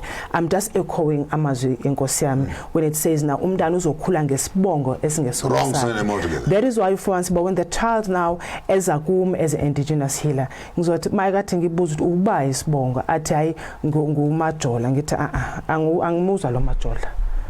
Majola akusiwo isibongo sakho. A live example, Nkosi yami. A cousin of mine lives in Zimbabwe. In the early 30s and 40s, and they come into South Africa. They changed their surname from the tribal name to a Swazi surname. The father, trying to be a South African, played the tricks, got a small little stand in Swaziland, and what is a Swazi man. The man dies, cut the long story short. They now go back to their stuff. They're stuck now. So they go to Bokoko.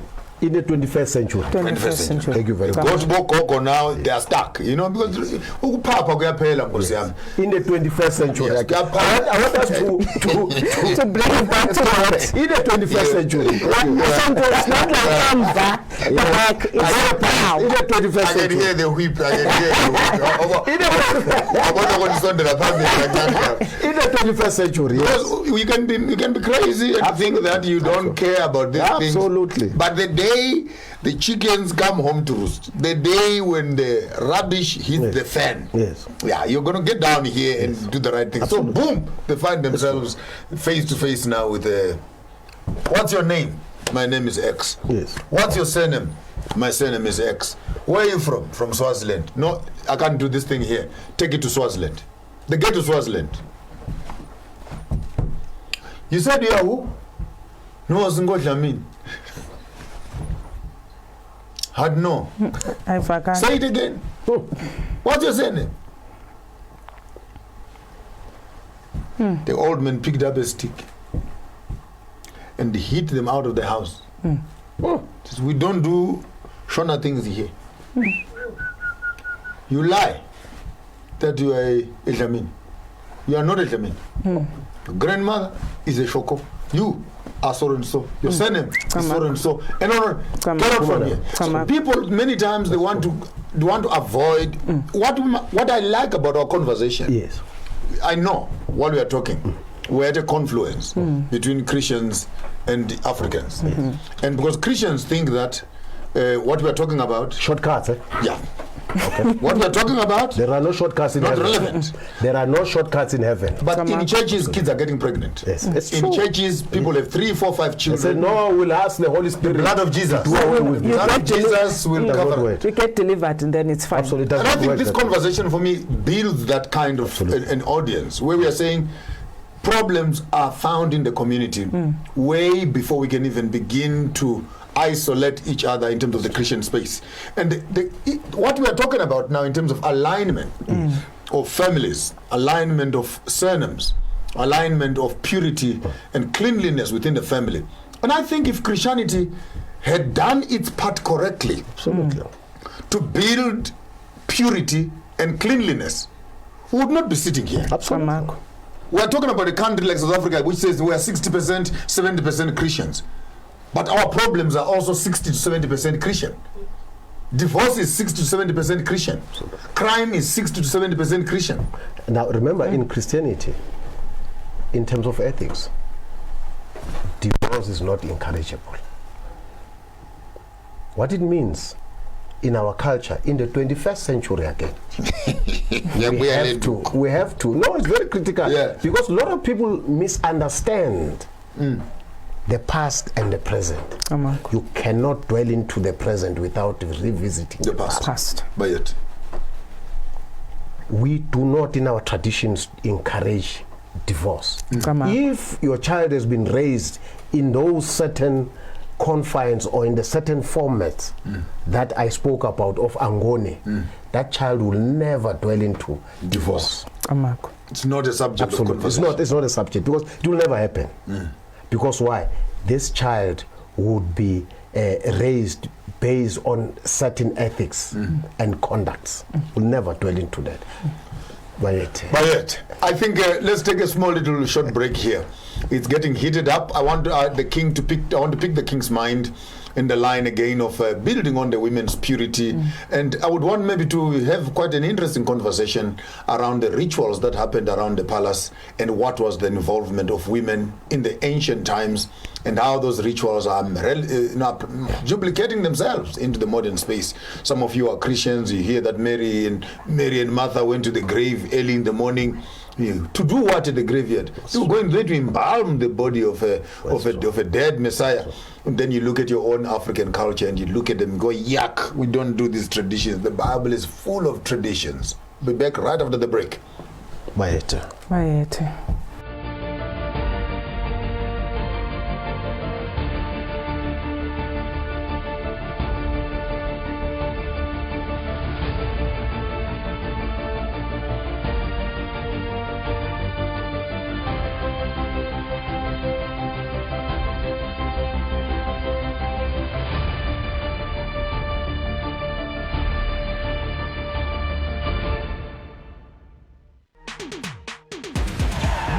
Feel the heat. Just watch this. Let the pictures tell you everything. It's all the way through. Oh, what about that? That was really special. Those are the moments that supporters will remember. Feel the excitement. That was delightful. Feel the heat with Starsat.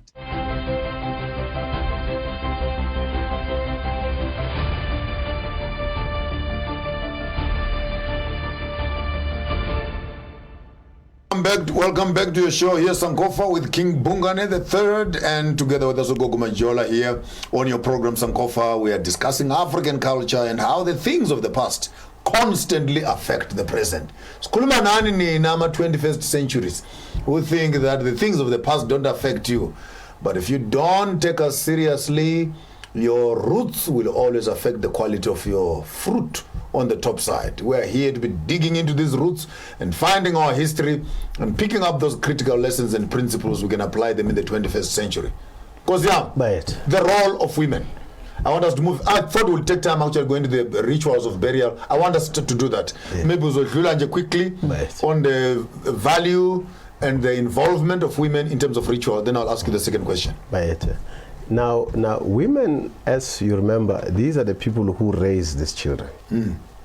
But again, with those certain formats that I spoke about, spirituality, not every person is called a woman. That person whom we refer as a woman, Tina, is somebody who has passed through these stages, and then she understands that in terms of rituals, these are the things that I undergo. For an example, a woman, she knows that she's not the one that goes and burns in paper for a child.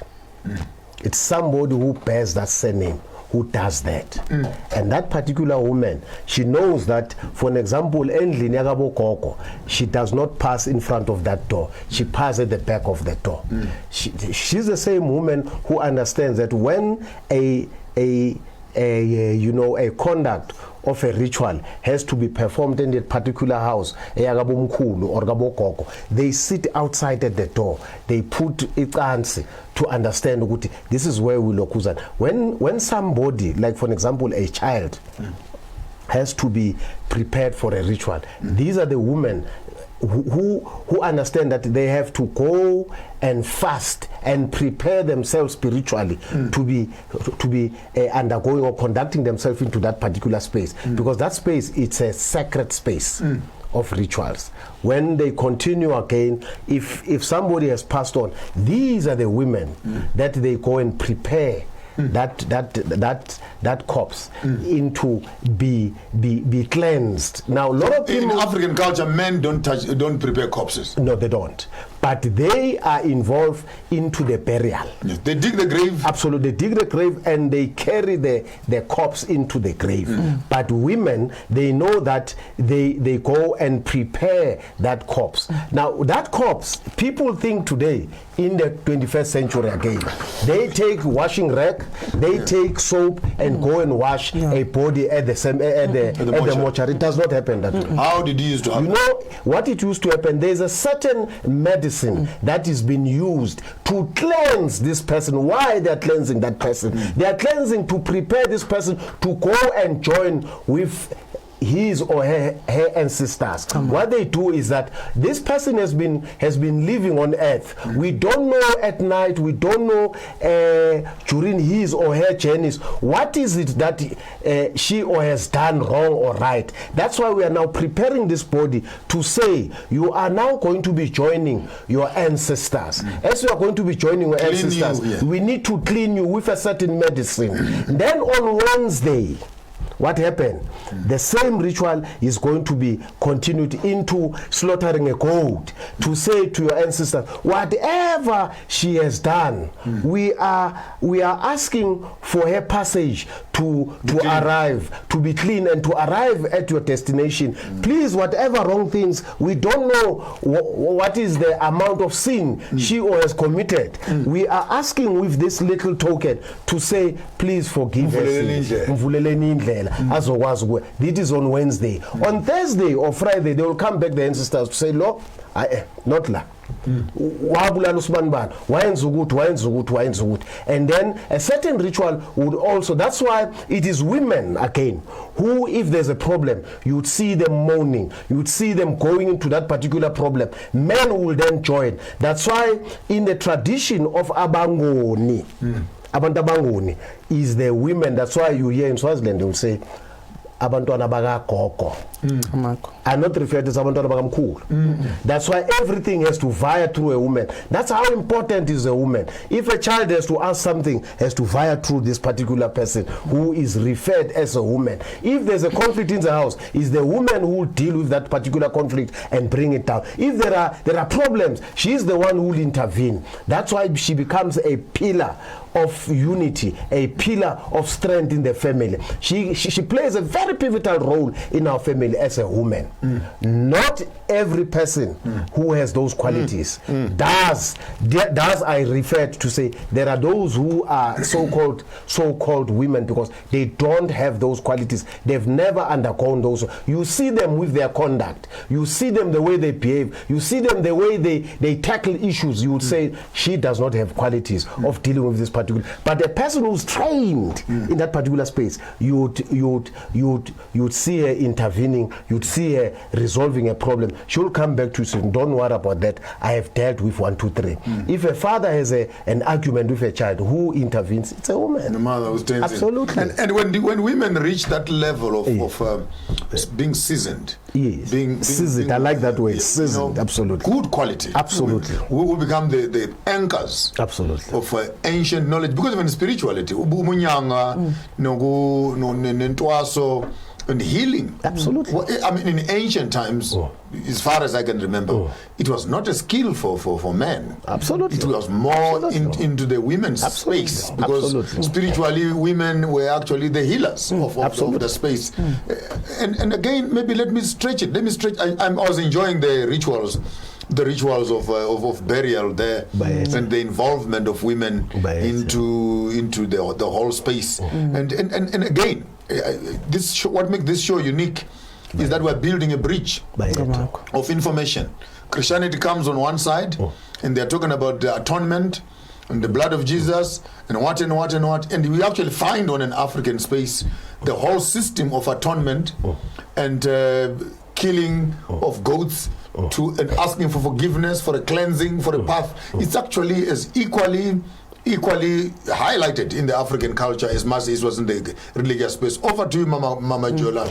In your own space, you were trying to say something there before I cut you short. Yes, Tamago. I would like to tap into what Nkosam Bayete, what he just mentioned about the role of a woman when it comes to rituals, whereby she cannot have the right to ukchisa impepo, then only a man can do that. I applaud that. Correctly, the one with the surname. One with the correct surname. Correct surname. Yes. Yeah. Now, I want to applaud that, and I'm very grateful that he mentioned that. Now, it clicked something to me as a lesson that I've learned within my spiritual journey, whereby you get families, or you get situations whereby that male figure, it's not there, and certain rituals have to be done.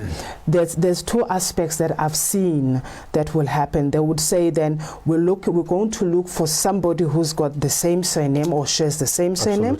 Then that male person will come and do that. Stand in for that. So that is something that you find that when they come to us as traditional healers, we then advise that if you don't have that, can we look for a male person? And even that person, before they can even take that role, there's certain rituals that we have to do, because we don't know what the person has been doing. Now they're bringing more problems. So we need to untie him or cleanse him before we can now prepare him for this. Now, when we're now doing that preparation for him, we need to first now report to hey, we're bringing somebody here with the same surname. Now we found him in the field somewhere. We know which like her.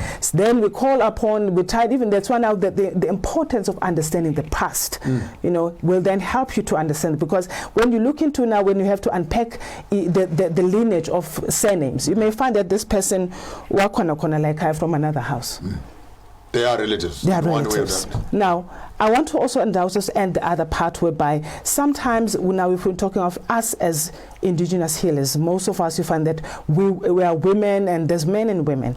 But now, the role that now I've observed having to play in some of the rituals.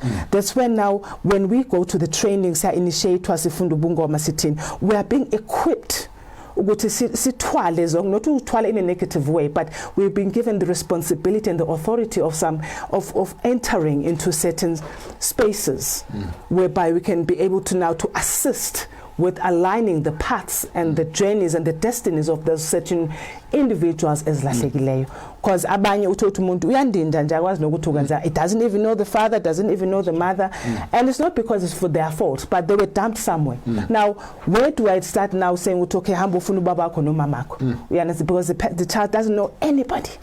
Now that's when now we come in and tap in. So now, because when Nkosam would say that not everyone can speak to the ancestors, because you would call them, they won't even listen to you. Who are you? Who's calling us? Who is sending you? Do you understand? So now it helps to understand that concept from that angle to say, even Tina Natise Abangoma, let's not misuse that responsibility and that authority that is embedded in us. And it also gonna take me back to say, Ngosam, I would really wish us another day in Ngosam Guti. I would like us to unpack what is Uktwasa, what is Ubungoma, what goes on in the training of Ubungoma. It's very important. I would like us to unpack that, because with the way things have happened and people trying to reach out to us as indigenous healers, some of us have led them astray because we don't understand the role that we have to play in particular in building homes, and also the fact that understanding it as not all about Ukshisa Impepo only, but it goes beyond that. Absolutely. It goes because there's also another aspect, Eti. Now you need to counsel this family.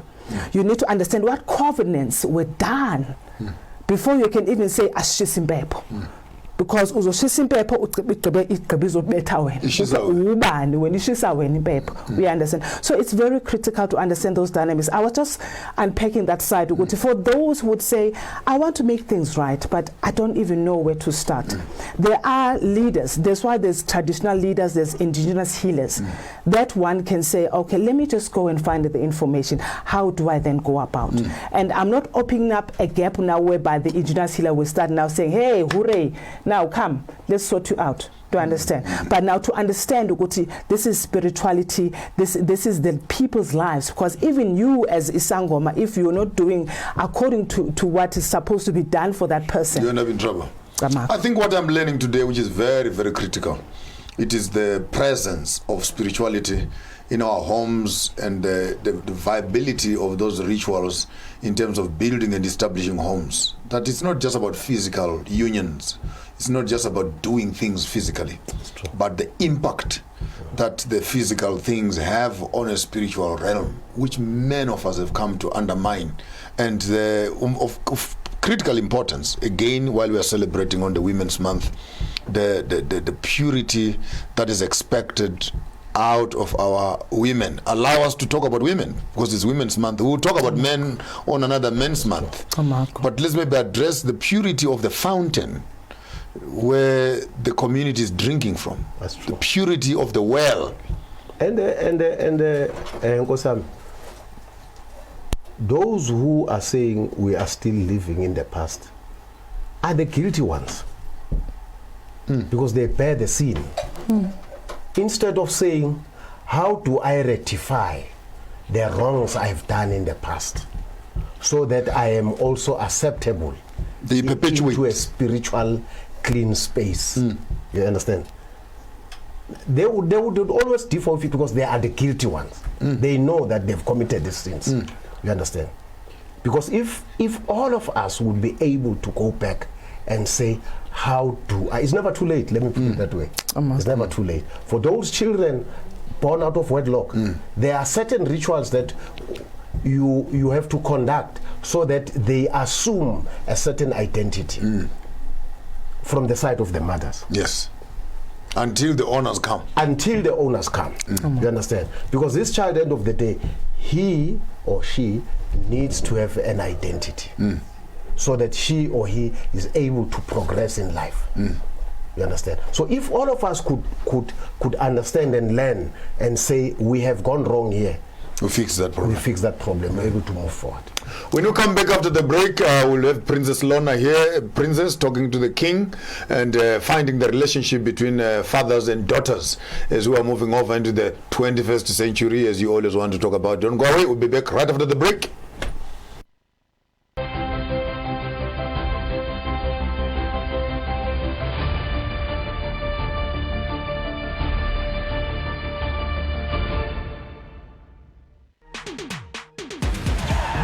Feel the heat. Just watch this. Let the pictures tell you everything. It's all the way through! Oh, what about that? That was really special. Those are the moments that supporters will remember. Feel the excitement. That was delightful. Feel the heat with Starsat. Feel the heat. I I love Adam Selman. The girls are really thin. I think it looks very glamorous from the outside. The life of a model in New York City. There is such cool prints. So many. You know, I'm buying this. Look at me and all the selfie sort of thing. Honestly, I didn't really know that was actually a job. It just didn't occur to me. Congratulations. Feel the excitement. Feel the heat with StarSat.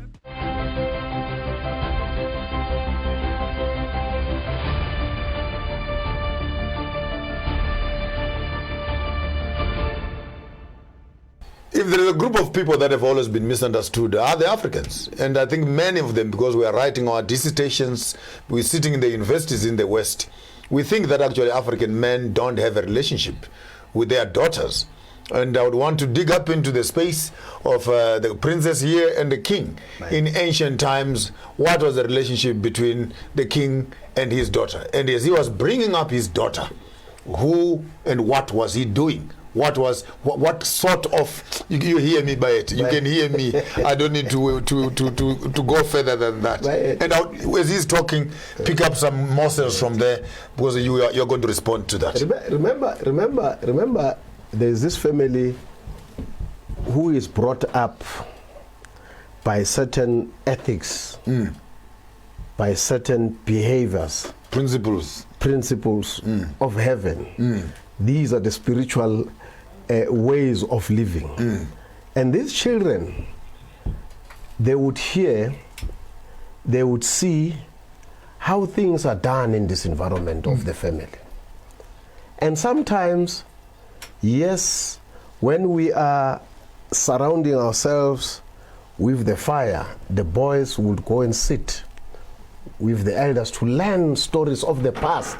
That today we are saying it is the past. But it's the same thing, it's all stories. Yeah. Why they share these stories? So that they inform these children not to commit the mistakes that were committed from the past. Wow.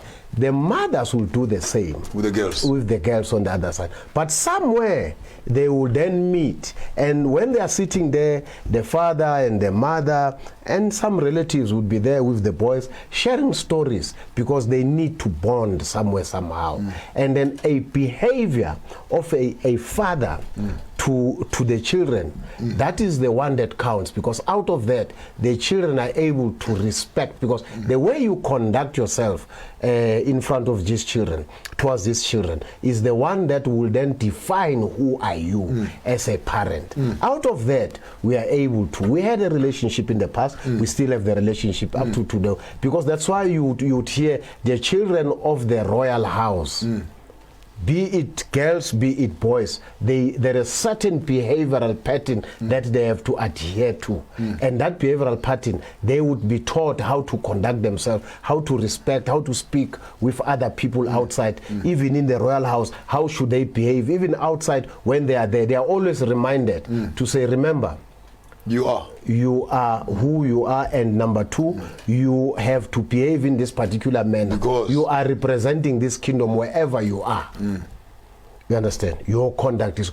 even if you are angry, but anger does not prevail in the Angoni people. You leave things to God. If somebody has done wrong to you, you do not have to be engaging on the anger spirit against that person. You end up killing with blood in your hands. You deliver that person to the gods. These are the gods who will deal with this. You are the person who are here for a certain mission. This mission you have to accomplish. Whatever wrong things that have done, has been done towards you, you deliver them to the gods. The gods will deal with that particular person. You need not to. These are teachings that we always teach our children, to say you do not have a right to be fighting against this person. You have a right to do 1, 2, 3. The wrongs that she or he has committed, you don't have a right to judge. God will judge upon these children. There you are. Back at you again. Back to me again. Yes. I've been this little girl. I'm still this little girl.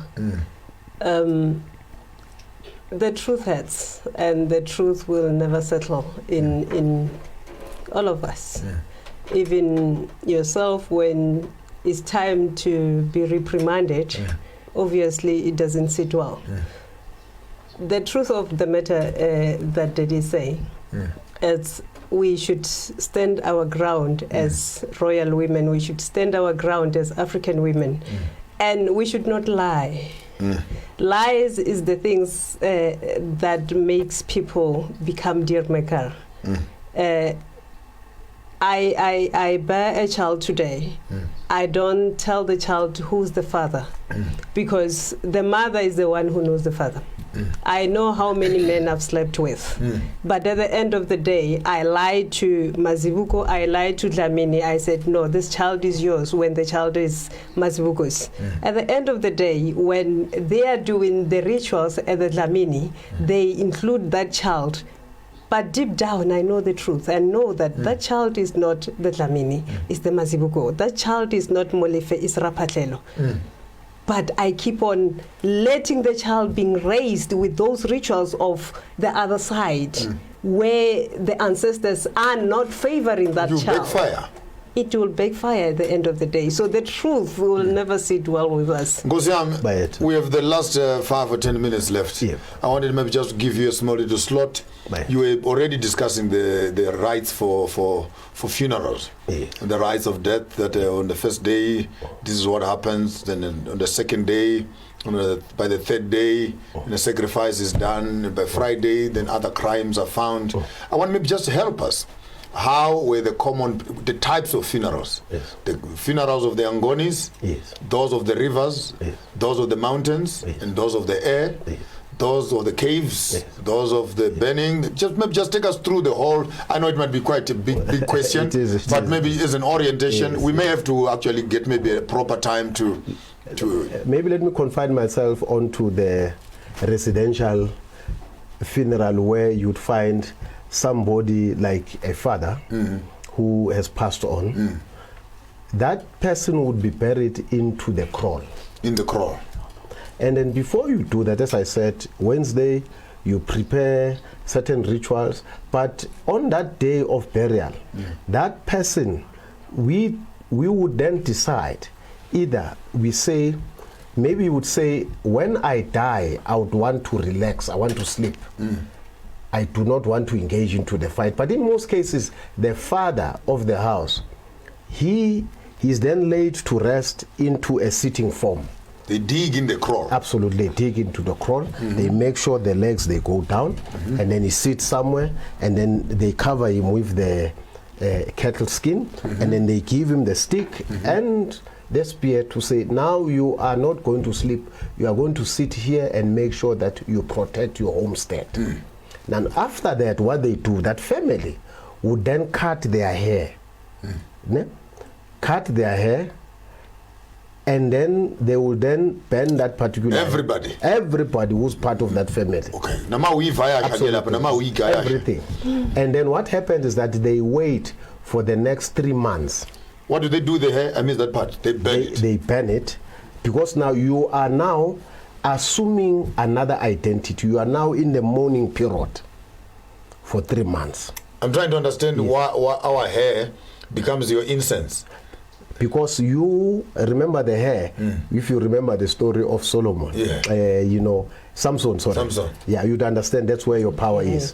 With your nails, they cut everything. Nails, everything. And hair. Yeah, one big place. Absolutely. Put it together. Absolutely. Here, and then you burn it. Absolutely. Then you know now you are in the mourning period. There are certain rituals, laws that you are taught to say, in this particular space, you do not sleep with your wife, for example, if you are married. For how many months? For 3 months. For 3 months. Absolutely. You do not. You as ladies or young girls or young boys, you do not go outside at night. When the sun is about to set, you must always be at home. You must be, in the morning period. You must don't, you should not engage into environments where there are a lot of people. No shouting, screaming. Absolutely. Now, when you finish the 3 months again, you meet. As a family. There's a ritual where they are going to be conducting. What they do, all of you are taken into the river with a certain medicine again. And that medicine is a cleansing medicine. All of you are going to be cut again the hair.